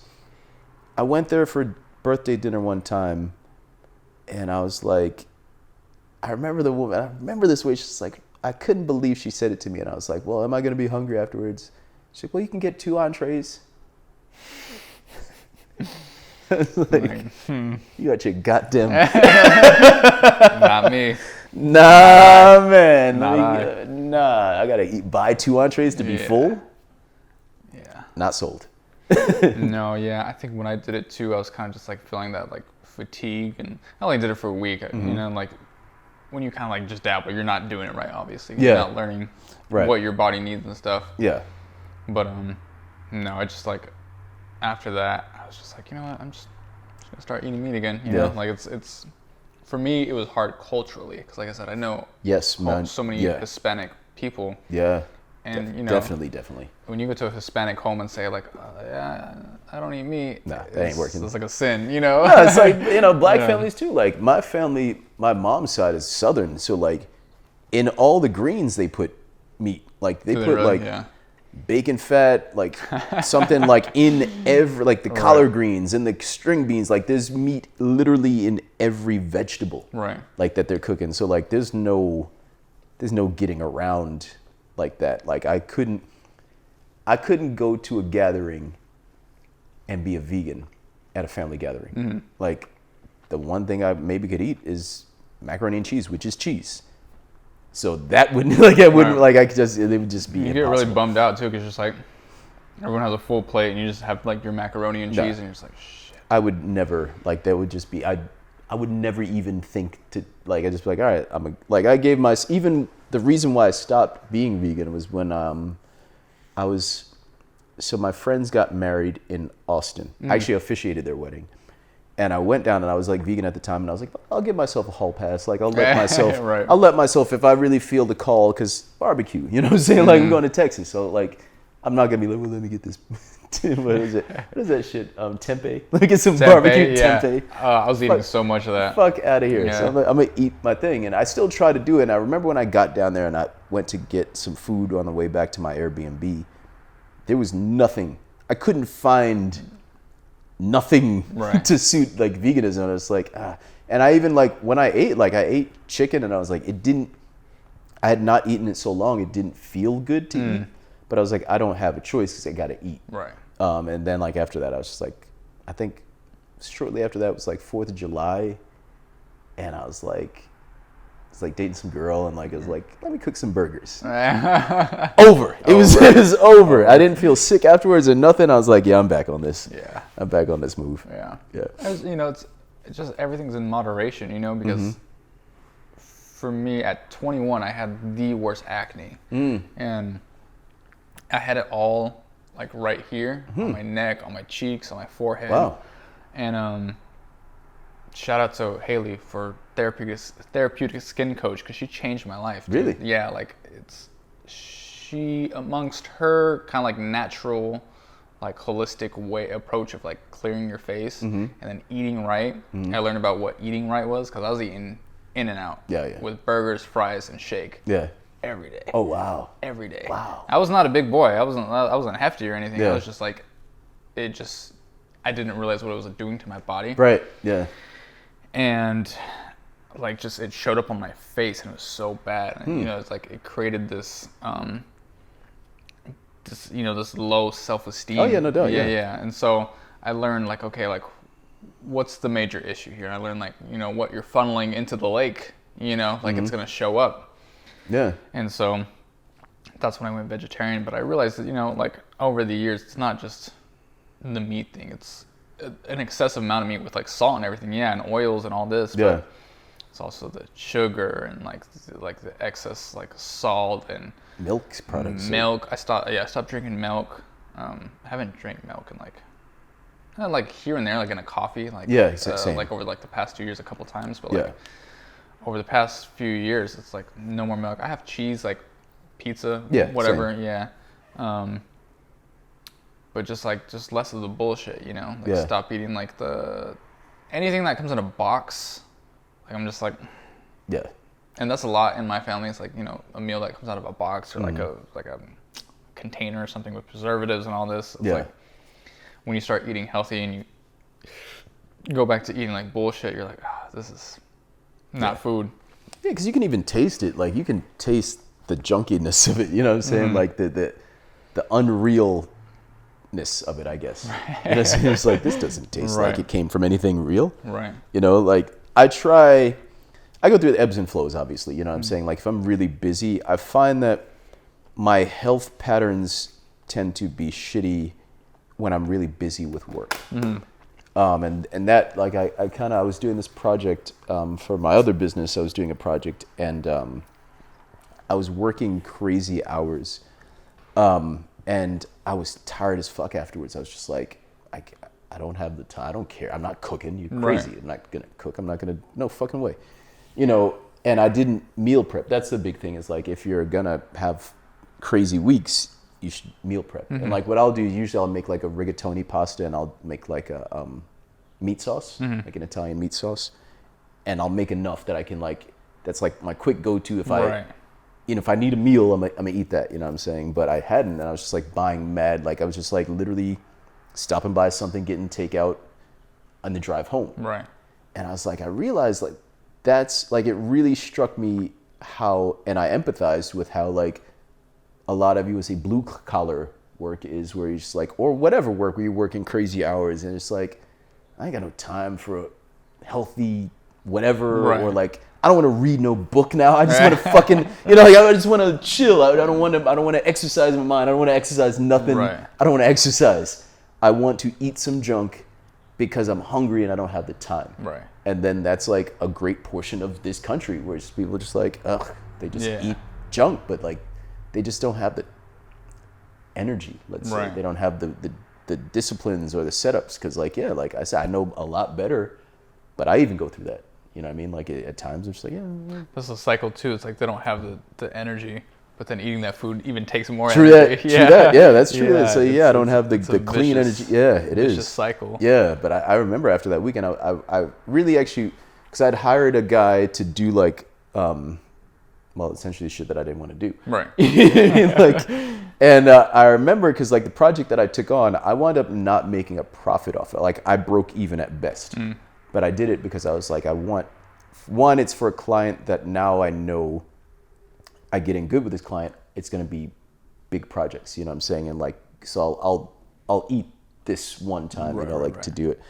But then I thought, man, I was like, wow, man, like I'm so thankful. Like, it was funny because I was talking to my agent about a job where like the client, they want to like pay mad little amount of money for a lot of usage. And I was like, this is so crazy. Like right now, like what I'm making, and I bust my ass that week, like physically laboring off my other job, like my other, my company.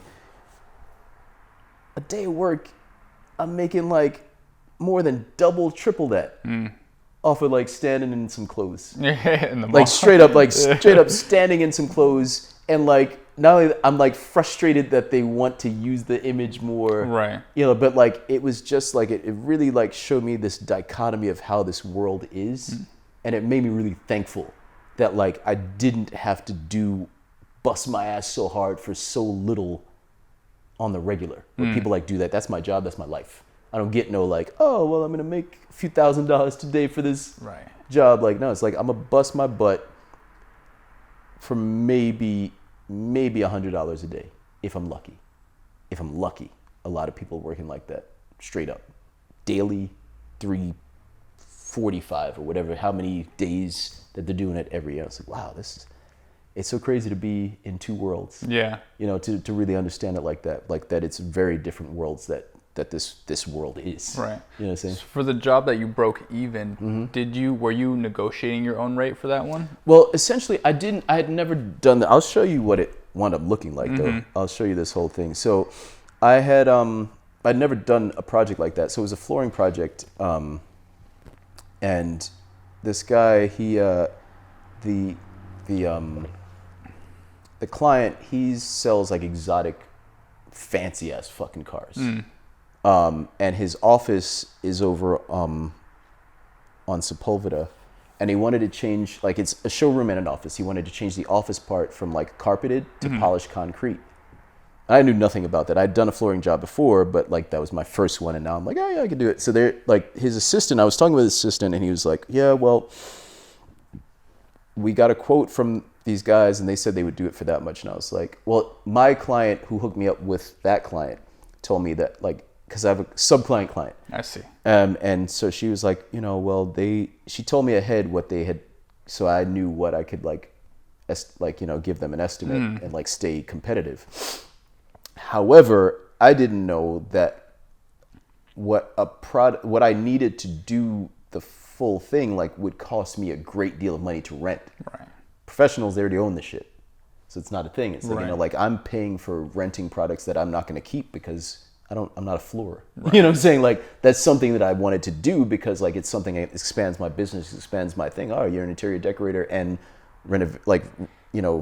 renovation person. Like, oh, you can do that. Cool. You know what I'm saying? But it was mad fucking expensive. Yeah. So like it wasn't very cost efficient for me. Right. In that way. That was kind of like my beginning with photography. Is like sometimes I was renting cameras and like doing jobs, and you're like, well, shit, like I want to charge this much, but like also I gotta rent the camera, so I got I gotta stay within a price range of like the budget of the client. Right. I think over the years though, even when you're starting with something new, it's kind of like you have to. So this is what it looked like. This is carpeted. Okay. And that's what you did? Yeah. Ooh, shit, that's nice. So was that epoxy? Yeah. Okay. But first, like, sand it down. Right, yeah. That should... Yeah, I watch videos on how they do that in garages and stuff. They, like, sand it down. Yeah. And, like, yeah. But they had... The problem was the carpeting... I don't know what the fuck... Like, it was, like, the greatest carpenters in the world, but also the most annoying. Like, they had adhesive wall to wall. Like, usually you just put, like, certain glue in certain areas. Right. Literally, it was the whole... I'll show you that, too. It was, like, literally the whole thing. Yeah. It took days just to get the adhesive off the... So, that's all glue and adhesive. Jeez. Yeah. So we're using like a spade? I had to do so many things. Oh yeah, right there. Okay. Like a million things, and then I like steamed it, and then the concrete. I had to remove concrete. And is it just you doing it, or do you have someone? I hired someone to do. Like that's us. Like I can't do this, and I'm breaking my back. Like literally, I was like back breaking work, and I was like, fuck, man. Like, and that was the thing. I had hired a guy at Home Depot. And I think I paid him $100 one day and like I tipped him obviously like more than, but like it was like $100 a day. And I was like, that's their job. That's their shit daily to fucking do back-breaking fucking work. Yeah. Like this is something I was like, I'm gonna take on this project and this is something I want to do for my business. Make some money. You know what I'm saying? Like I want to learn this thing because I want to grow my business where like essentially not be like a general contractor, but like take the projects and just have the labor done by someone else, but like be able to do the thing. Right. But right now, I just started it, so like I'm going to be doing a lot of physical work, which is fine because then I can learn to do it. And like when I buy my house, I know what the fuck goes into this, because people are just like, that's the whole thing with these people. They don't have any concept of what happens or how it happens. Can you do it in a day? And I'm like, what the fuck? Yeah, they really have zero concept. Right. And I'm like, when it comes to me having my money and having my home, I don't need to be foolish about spending my money. I could do it myself if I want to. And if not, I know what it costs to do, so I'm not getting ripped off by somebody. Because literally like my client, who's the sub-client of that client, like she works for him also. She does like other shit. Like she'll ask me like whatever the price, it doesn't, like I could say whatever price and like, oh yeah, okay. Yeah. I'm like, these people are ridiculous, they're idiots. Right. You know what I'm saying? Like they don't have any concept of what, you know what I mean? Like what one thing costs or not, you know what I mean? Well, that's what I was kind of referring to earlier, is when you pitch out a price, like for the most part, even right now for me with woodworking, I'm like, I have friends ask me prices, and I'll be like, should I make it like $10 less or something? It's like, no. You gotta stop yourself. Yeah. If they don't want to buy it, that's on them. That's fine. Like they don't owe you anything. Make it the price. You just set a price and make it that price. You know, people will pay for it. Yeah. If not the first person, someone else will come along and they will pay for that. Right. When I was at doing the farmers market, I had the walnut boards, which are like, my most expensive ones. It's like $80 for a board. And like I have like 10 in front of me. I'm like, it's pouring rain. I'm like, shit, like people are out here buying trinkets and food, like for $10, $20. Right. And I'm like, I'm sure there's someone selling more expensive products, but like I know myself, I'm like, this is pretty expensive for this thing. Right. Keep it that price. Yeah. Someone will come along, because like I sold 4. The first 2 people came along, they looked at it, asked questions, and like I could sell to anyone. It's you just ask questions, you talk to them, you be friendly. Like you get to know them. Because some people are just sitting. Like I see people sitting in the chair and kind of just like. I didn't have a chair. I was just like, if I'm sitting, I'm not working. I got to stand. I got to be out there. I got to, even if it's raining. Yeah. And the first 2 people came by, and then they left. But then, like like a while they'll circle back around, and be like, actually, I want to buy that one. Yeah. It's like people will come. No matter what price you make it. Right. And I think like some of the greatest advice I heard is like, if there's a job you don't necessarily like to do, but you offer that job, make it a ridiculous price, that no one wants to pay for it. And then if someone does pay for it, then you do that job. That's true. Yeah. That's true. I mean, for this one more, I was like, I want to stay competitive because I don't want to lose it. Right. If given the opportunity again, I'd be like, I don't want to fuck with this. Right. But I just, thought like, this is good to do because I know that I'll do more. Right. Wound up being that I wound up like the next week working on their house, doing some shit that was much easier. Yeah. It was like super simple actually. And making a great deal of money off of nothing. Yeah. But if I had said no to that, who knows then what the next thing is. Right. You know what I'm saying? Like I was just like, it was more like my life skill learning and building a client off of that first instance. That's another aspect too though. You know what I mean? Biting the bullet at first, and then you know, and then knowing, like this is for this, right? Yeah, there's those. But two this aspects. is not how it works. Right. You know what I'm saying? Like, like I can't oversell a professional. I can't be like, well, I don't do this for a living, and I'm gonna charge you more than people that do this. Like that shit don't make no sense. Yeah, definitely not. That doesn't make any sense. But yeah, like, and it was funny because I was like, wow, this is like really legitimately hilarious that like what I'm doing right now, which was absolutely not. I was like putting like the dude's girlfriend like has a bunch of shit. Mm-hmm. So I like put up floating shelves like throughout one of the rooms and got paid like a ridiculous amount of money to do nothing. Right. Drill a hole in a wall and put. Did they already have the shelves? I bought the shelves. Like they pay for product and stuff like that. See. But you know what I mean? Like I don't pay for anything. Right. Like, I'm getting my money back for that. But it's just like that's literally. I was like, yeah, do these here. Yeah. Yeah, can you do that? Yeah. Yes. I could do that. Yeah. I just told you that's what. Okay. Yeah. Done. Yeah. You know what I'm saying? So like it kind of made sense in that way. Like in building those relationships. You know what I'm saying? Yeah. Like building that kind of stuff. Like in that way. Yeah. But like that's the thing. Like it is very true when you like don't. Because then the thing I was talking about with the job where it's like there's a lot of clients now modeling wise like that are trying to take advantage of the pandemic special, let's call it. You know what I mean? It's like, well, we're gonna pay this much, whatever the hell it is. And I've been talking to Mary about it where like clients like are offering shitty rates or they want to like have like monopolize the usages, which I think is. Because they know models aren't working right now. Because they know models aren't working, and they know they're not getting a lot of money either. So like it's usually when budgets are cut, the budget that's cut the most is the rate for talent. Right. And which is bullshit, but it happens every recession. Like every recession that has existed, I've seen it happen. That's across the board for any artist. Yeah. And photographers too. Any video, whatever. Yeah. So it's like it's a funny thing, and they're like, well, then like I was talking, and she's like, they wanted the usage for like 2 years. Then all of a sudden they're like, well, actually, and so she agrees to like, she's negotiating as she should do. Mm-hmm.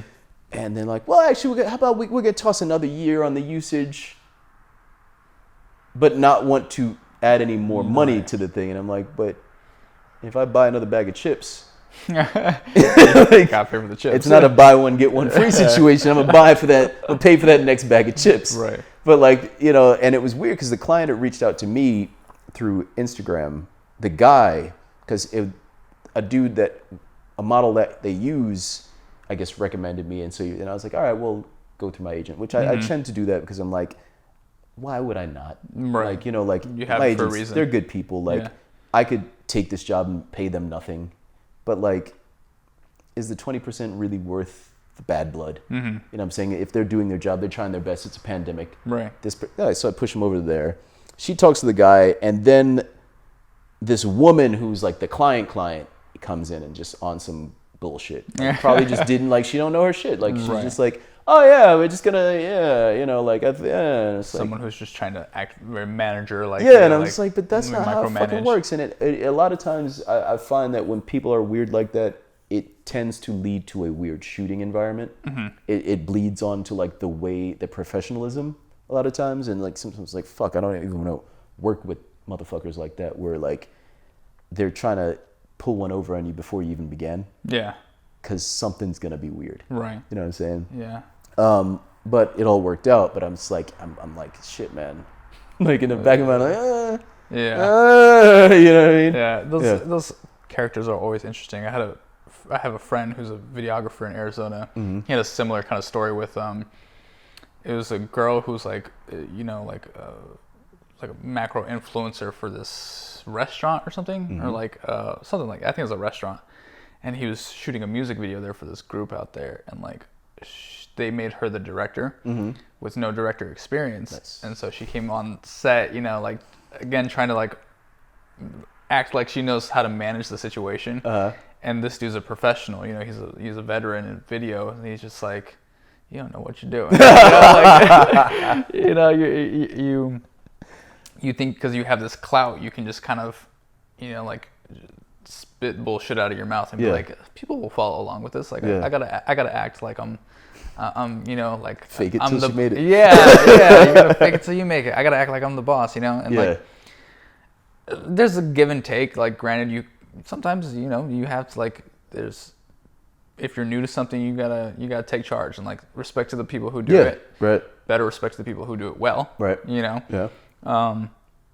But you can't fake the funk. You can't come on there on some bullshit. Not directing. No. You gotta know the technicalities that. Right. Yeah. That's not something you can just Yeah, and then he told me she was drinking on set too. Oh, I was like, that's a no. That's a whole different thing. Like that's just irresponsible. Yeah, I think it's because it was like a fun music video, so it's like, oh, there's drinks, let's have a drink. Yeah, but you can't be a director on that note. No. Like you have fun. I got to direct. Right. Yeah, right. that's crazy. Yeah, I've had some interesting experiences with shitty clients for sure. Yeah. Like I did a job.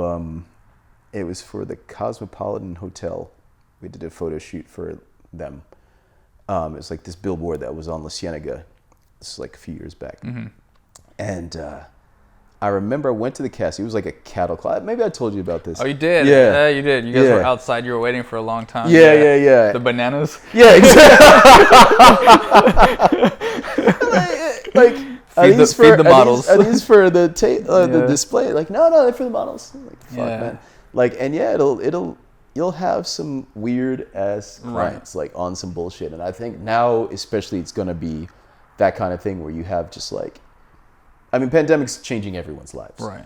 But I think people are gonna be like vultures, just picking at shit and being very fucking weird now in this business. And I'm interested to know what the business is gonna be like going forward, like what the modeling industry is gonna be like. Like what rates are gonna go down. They'll never go back up. Right. Which is it's just the way it is. Like when I started modeling and I didn't have an agency, I did it was $10,000 a day. Mm. And I was a new model. Like that's the whole thing what I'm talking about. Like I didn't have an agent and I was new and that's how much I got paid. Right. There are rarely jobs that pay that, period. You know what I'm saying? Like for the same company now, if I were to do that job, having been in this business as long as I've been in, would probably pay less than what it paid when I started out and had no agent. Right. Like the dude that there's people that I work with that had agencies, and I was like, well, how much are you getting paid? And like the guy was like, I think he was making $29,000 a day. Wow. We did a 3-day job. Wow. It's like $90,000. Wow. Holy shit. That's never gonna happen. Never going to. I mean, certain clients maybe, like if you're like superstar status, yes. Right. But for the client that I work, it was the Gap. The Gap is not paying $34,000 a day to anybody. Unless you're like a celebrity. Yeah. Yeah. Like ever again. Mm. And that was over 15 years ago. Mm-hmm. I mean, inflation has occurred. It would be argumentative that it should be more that you would be getting paid now than less. The economy took a downturn and rates took a downturn. Economy took a downturn again, rates took a downturn again, and they never went back. Though everything in the world is more expensive, including rent and everything else, the rate that getting paid is less than it was over 15 years ago. Right. It's because the artist is treated as with such disrespect. Yep. Like with modeling, photographer, video, musician, whatever. Mm-hmm. You are the most disrespected person in whatever industry because you're the product being used to sell the product. Mm-hmm. Unless you're a musician, you make the product. Right. But anything else, like you're considered like the small, minute middleman to get to like what the people need. Mm-hmm. I worked for a woman in fashion, and I never understood her sheer cheapness on hiring models. I was like, we use the same models. Don't get me wrong, the models we use, very nice women. Mm-hmm. Like they were sweet. They're like very great personalities. Like I didn't have any gripes with them. Mm-hmm. It's just that like I'm in the department of like what the company looks like. Mm-hmm. So I'm like, hey, you should probably like shell out a little more money invest in your product. Yeah. Like you're using the same models over and over and over again because they have the cheapest rates and them. It's like, why don't you spend some money on like actually making this look good? Yeah. And you get what you pay for. You get what you pay for. Yeah. I've done jobs where and I'll do the best because I want to. Like I'm of the mind that I want, like I'm gonna be out there, like my face gonna be like I can't be fucking up, like because I care about my image, I care about doing a good job for me. Mm-hmm. But at the same time, like you're gonna get what you pay for. Like I'm not going above and beyond as I would for a certain amount of money. You know what I'm saying? Like let's just keep it real. You know what I'm saying? Like I'm like, yeah, I'll give you $5. You know, like, you're gonna do $5 job. You know what I mean? And it is like, you know, I do believe like you should do everything as if you're doing it for God and stuff like that. But at the same time, when it comes to like, if you're going to be cheap, you're gonna get that. You know what I'm saying? Like, and I did a job with a client, and they were you know, like, and it was a low rate. It was during pandemic, and I was like, you know what? I'm gonna do it because it's the pandemic, and otherwise I'm gonna be sitting on my ass. Right. And I can put that money, literally, I can invest that money now. True. And I can make that money make money. True. So I can make it to whatever I want it to be by putting it into somewhere else. So I'll do this job. But then they're like, you know, like, oh, yeah, you know, can you post on Instagram? And I was like, you fucking bugging. Mm-hmm. I'm not. Right. I'm not mentioning you anywhere. Right. I'm going to go into this place and do the shoot, and you're going to get what you want, and you're going to sell your product, because I'm going to make it that your product looks good. Right. And that's my job. That's it. When this day is over, this job is over. Right. You're not making it to my life. You're not making it to my Instagram. You're not getting any free advertising that way or anything like that. And you guys, they were very lovely people. Right. But you get what you pay for. Right. You didn't pay for that. You know what I'm saying? Yeah. Like that's not gonna happen. I don't think there's ever any maliciousness. Mm-mm. It's just business. It's entirely that. And I think that's a difficult thing, especially in modeling, where like, especially back in the day where like the business and pleasure intertwined a lot. And so like it's really like hard to separate them. And I've always been like, it's about my business. Right. I've never like partied with my agents. I've never, you know, like that's good. I never really partied that much with a lot of other models. Like there was some that became my really good friends. So like they're my friends. So obviously I'm party with my friends. But like when it came down to like, you know, just like being at the model things, like it's like, no, I don't. I'm good. I got my people that I like. There's beautiful women everywhere. I don't really prefer to date model chicks anyway, to be honest, for whatever we were talking about earlier. Yeah. So like I'm not missing out on that kind of thing. You know what I'm saying? Like it's my job. Right. I want to do a good job because I want those to reflect me, and I have other ambitions. And this is a platform, you know what I'm saying? So like, let me do that thing. It's not like, oh yeah, let me go. Right. You know, like it is a business. Right. It is an art, but really the way that it evolves now, it's mostly commerce. It's more commerce than it's ever been. It's less artistic than it's ever been. We're in the digital age. Yeah, exactly. Yeah. You know, it's like clients like, oh, send me, I want to see everything that you're doing right now. Right. You know, like, whereas like when I started out, like when I very first started out, we were still shooting on film. Mm-hmm. So you didn't see it. Right. You took a Polaroid first. Right. That's just to make sure everything's aligned and like the lighting is good and stuff like that. And then you shot on film, and then it got developed, and then you saw what you got. Right.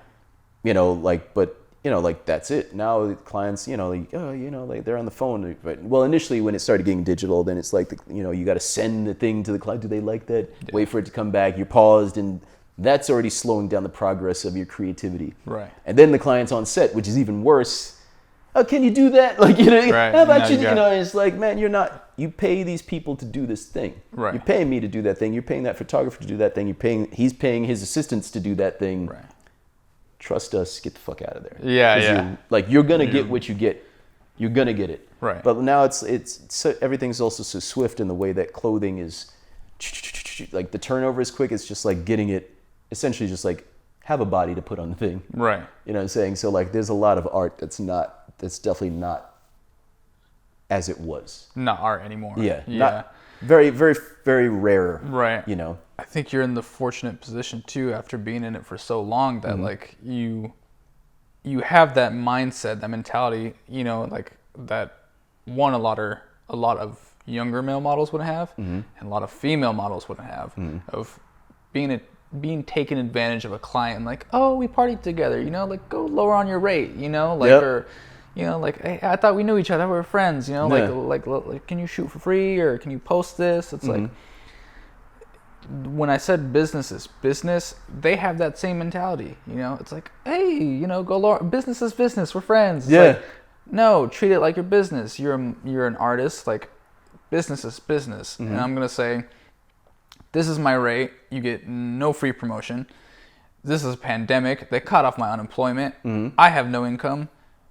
I need the money just as much as you do. Right. Yeah. Yeah. Yeah. You talk about take $10 off my rate for an hourly rate. It's like, no, like I need that $10. Right. I need that 20 cents. If you go to a lawyer and they're like, this is my retainer fee. You're like, well, can I? You go to a doctor. If you go to the grocery store to buy anything. Right.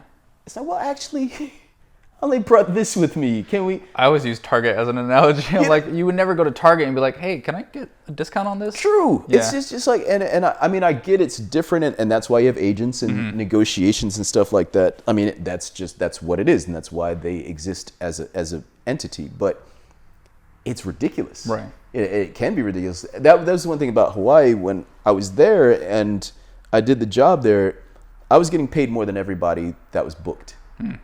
Thank God. I didn't tell nobody. I never tell anybody how much I'm making. Right. Because it can cause issues. Right. And I remember that, and I, like, was thinking about it, and then I was asking, so I was like, you know what, I don't want to leave here. Like, maybe I'll come back for a month and I'll work. If the pandemic is weird, obviously they're shooting shit out here. Like, maybe I'll just pandemic out here and like shoot, you know what I'm saying? Like, make some money. But they were saying, I was talking to everybody, and they're like, actually, it's not good, because like essentially what happens is everybody knows everybody. So they wind up not, can you do it as a favor? I see. I give you this much. And I was like, well, how much you guys get? Like, there's like $200 for shoots. $200. Which, compared to the other shit in the world, right, backbreaking labor, right, that's a lot of money for right, whatever. But it's relativity. You know what I'm saying? Like, this is that job, and this is what. And I was like, wow, that's crazy. It might be a fun job, but it's still a job, you know? Right. And I still pay my bills, you know what I'm saying? And like, that's the lifestyle that I have, and that's in the business that I work in, that would be ridiculous. Right. But they're like, yeah, that's kind of, that's what jobs pay. And I was like, wow. But that's that whole thing where it's like, oh, but I know you. It's a small island. Everybody knows everybody. Come on, do me a favor. Do it for your cuz. Do it for your... That's crazy. Right. You know what I'm saying? Like, but that's what it is, Yeah. So it's like, I can't do that. Unless I'm like, the cost of living is cheap. Like if I was living in Bali, and I'll fucking model around to, pay for a couple of months, like different thing. Right. But I'm not living, like that. It's not gonna work out in the States. You know what I'm saying? Yeah. You got to look at your needs and wants for whatever situation you're living in. No doubt. Like I remember even having my first agency in New York, they owed me like mad money. And I remember like it was a trend. Like it was just like one of those things where like models just didn't get paid by their agents. Which I thought was like absolute bullshit, but it was true. Like I remember people like hearing like horror stories. I was at like a casting, and I remember I was in line, and there was like two guys talking about another dude who was with another agency, and they owed him like $100,000. Fuck. $100,000, and I was like, oh, that's crazy. How do you get to that point? It's like, no, sorry. And I remember they owed me like $15,000. And I was working though. Like that's the thing. Like I was working. Right. They didn't have their business together. I see. But I'm working, and they were, fronting other people to live off of my money. You know what I'm saying? And I remember when it came down to it, I was like, well, I went to London, and I was there, and I was like, I didn't know. I was supposed to go for 2 weeks, and I wanted like staying out there. And I was like, well, about that money that you owe me, can I have it? Which is weird to ask, can I have my money? As if you're asking someone for an allowance, though you earn the money and you're paying them and they work for you. And they sent me $100. I had no money. They sent me $100, which equated to 50 pounds. So that'd be like sending $50. Wow. If I owed you $15,000, I gave $50. Right. I was like, all right, here you go. Right. I could buy a week-long transportation pass, like an unlimited transportation bus train thing, and like one meal. Fuck. That's what it bought me. Yeah. And they owe me $15,000. Wow. Yeah. like that shit, like rampant. That would happen all the time. Wow. Like crazy. Does that still happen now? Like with I don't know from any stories you've heard? Or no? I don't know. I don't stick my head in the shit very much. I'm like, I do my stuff. I'm with agencies that are like the agency that I had then. That was my first one. They were a very good agency, but they were small and they didn't have investors. So like, because they didn't want to be paying investors. Right. But that's going to, like, every time you get money, it's paying for your overhead and everything like that, paying your salaries and stuff like that. It's like going back to the stock exchange thing. Yeah, you know what I mean? But yeah. that's exactly what it was. Yeah. And like, they found mad people, and all those people would always go to bigger agencies. So like, I went to Wilhelmina from that agency. A bunch of people went there. A bunch of people, like, agencies were poaching left and right from this because they were great. The bookers were great. I was working continually. I wasn't getting my money though. Right. And that was the thing where it's like, I can work forever, but if I'm not getting paid, then what's it all for? You know what I mean? But now, like, I've never had that problem with really any agencies. Like, I haven't had it with LA Models. I haven't had it with Wilhelmina. I didn't have it with my agency in Hawaii, which I was like wondering, like, on the one-off, like, they could be some weird, like, I got paid for the job that I just went out in Hawaii, did pretty swiftly. Nice. So like, yeah, it's been years since I've had to deal with anything like that. That's which is, good. yeah. I think it's great. Yeah. Right. Yeah. Yeah. I don't hear, mainly what I hear stories about now is not so much money aspects of like not getting paid, but more so of models that will get lost in the shuffle. Yes. Which is kind of like, Yeah.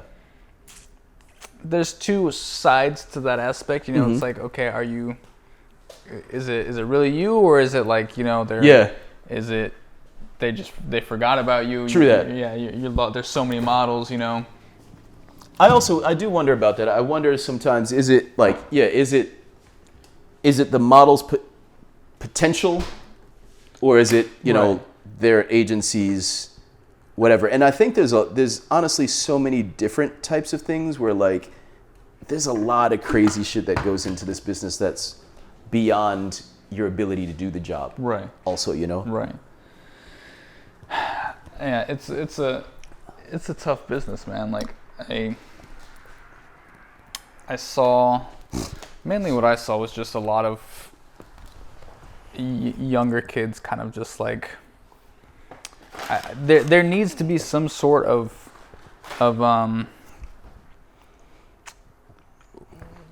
not establishment, but just some sort of guide for younger models to come in and say, like, these are the things you're going to deal with. Because when you're signing the contract, you're not given like a list of things that are like, hey, these are the things you're going to deal with. No one teaches you. Like an orientation of sorts. Like there you go, like an orientation. I know there's like model camps, but I know damn well in no model camp they're teaching you. I can't imagine that. I always see like the girl model camps. Like, what the fuck could they be doing there? What are they doing? Yeah. I don't know. Is there male model camps or? I don't know. No. I never went to one. Thank God. Yeah. I don't know how that would be. Like, I mean, it's interesting that you say that, because like, there's so many things that I'm learning now that I wish I'd known before, or like even talking with my agents, my new agents in Hawaii, like talking to my agent, and he's like dropping these wisdom bombs, and I'm like, fuck, man, like that's so. It's hard because there's so many models now. I mean, not that there weren't, there are more now than there ever were, to be honest. And so like, there's less uniformity as to like, I don't even think agents know what clients want anymore. Right. Because the landscape has changed.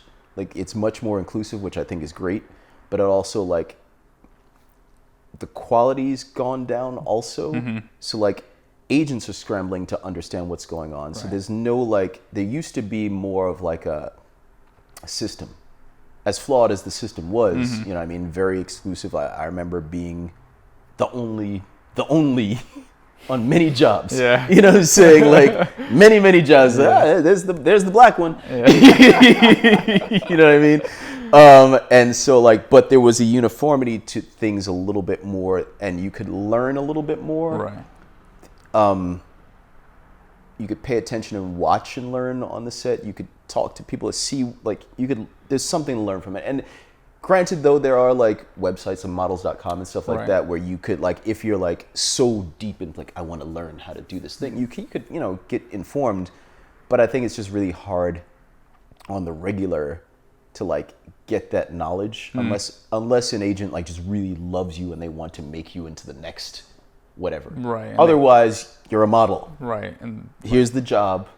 You know, let's get you some Polaroids. And unless you ask, which is hard because like you don't even know what to ask. Like when I started out modeling, you wouldn't know to like, hey, am I gonna face like any sort of like hardship? Yeah, like you don't like. You're just like, oh my god, I'm a model. You know what I mean? Like, and that's kind of the thing. And you're like, all right, now I'm doing this thing. And yeah, it's really like, yeah, like unless you ask, you really don't get the question answered. You don't get the information a lot of times. And I think too, if like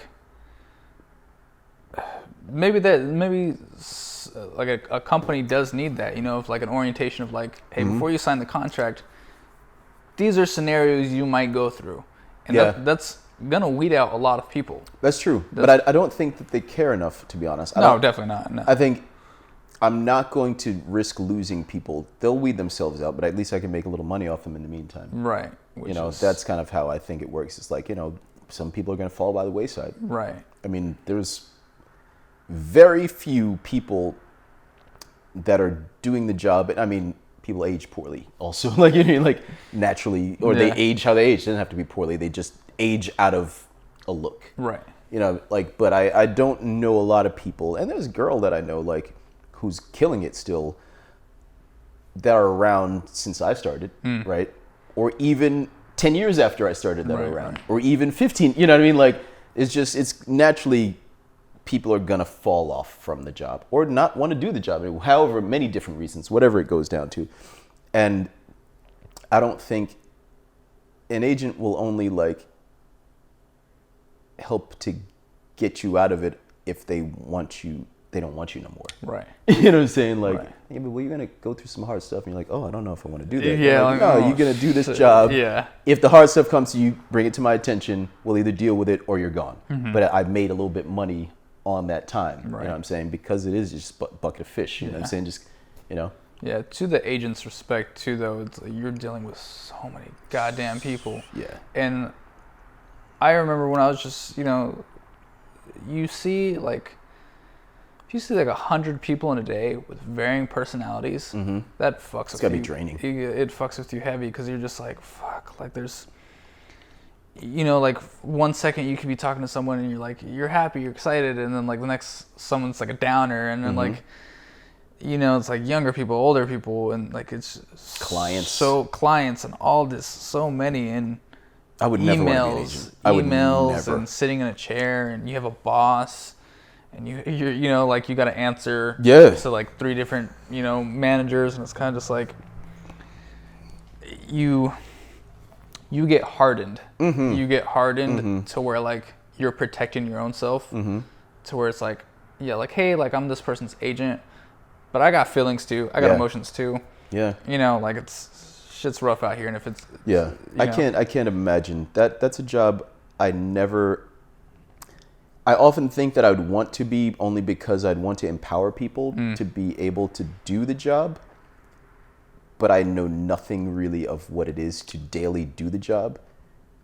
And like somehow like people put agents in like this most prestigious, you know, like people really like prestige agents. Yeah, for sure. But honestly speaking, they're not that prestigious. They're like some fucking whatever it is, like, you know, they're just wheeling and dealing, trying, like, they're you know, people. like, They're people. Bottom line, yes, they're people, and like that job is hard because you got to fucking talk. All right, so now even me, like, if I'm talking, like they want to give me some rate, I'm like, I don't want to do that for that. And I'm mad at the agent for bringing that to my attention. Yeah, it ain't their fault, right? But that's the person I'm responding to. You know what I'm saying? Like, that's why would you not know that I'm worth more than this? Right. You know what I'm saying? Like. And so they're getting that, and then they got to go back to the client and be like, no. And the client's like, well, you know, like, it's all of that. That would be really hard, all the while dealing with egos and, like, insecurities, you know what I'm saying? Like, I try to get in there, I get in there and get the fuck out. Like, I'm not dilly-dallying. That's good. That's good. Yeah, because it's egos. It's a power struggle. Yeah. You know, like it's business. It's money. They want to get their bag too. You know, they got to survive. And they got lives outside of it. They got families outside of it. You know what I'm saying? Yeah, and you know, it's a vicious game. Yeah. That's what it is. And I think, you know, the newer model that comes in doesn't realize it's not just about them. You know. Yeah. Like it's a whole collective, and so you know you gotta put your best foot forward and realize like you gotta work hard at it. Yeah. You know. Yeah. You gotta work damn hard. Mm-hmm.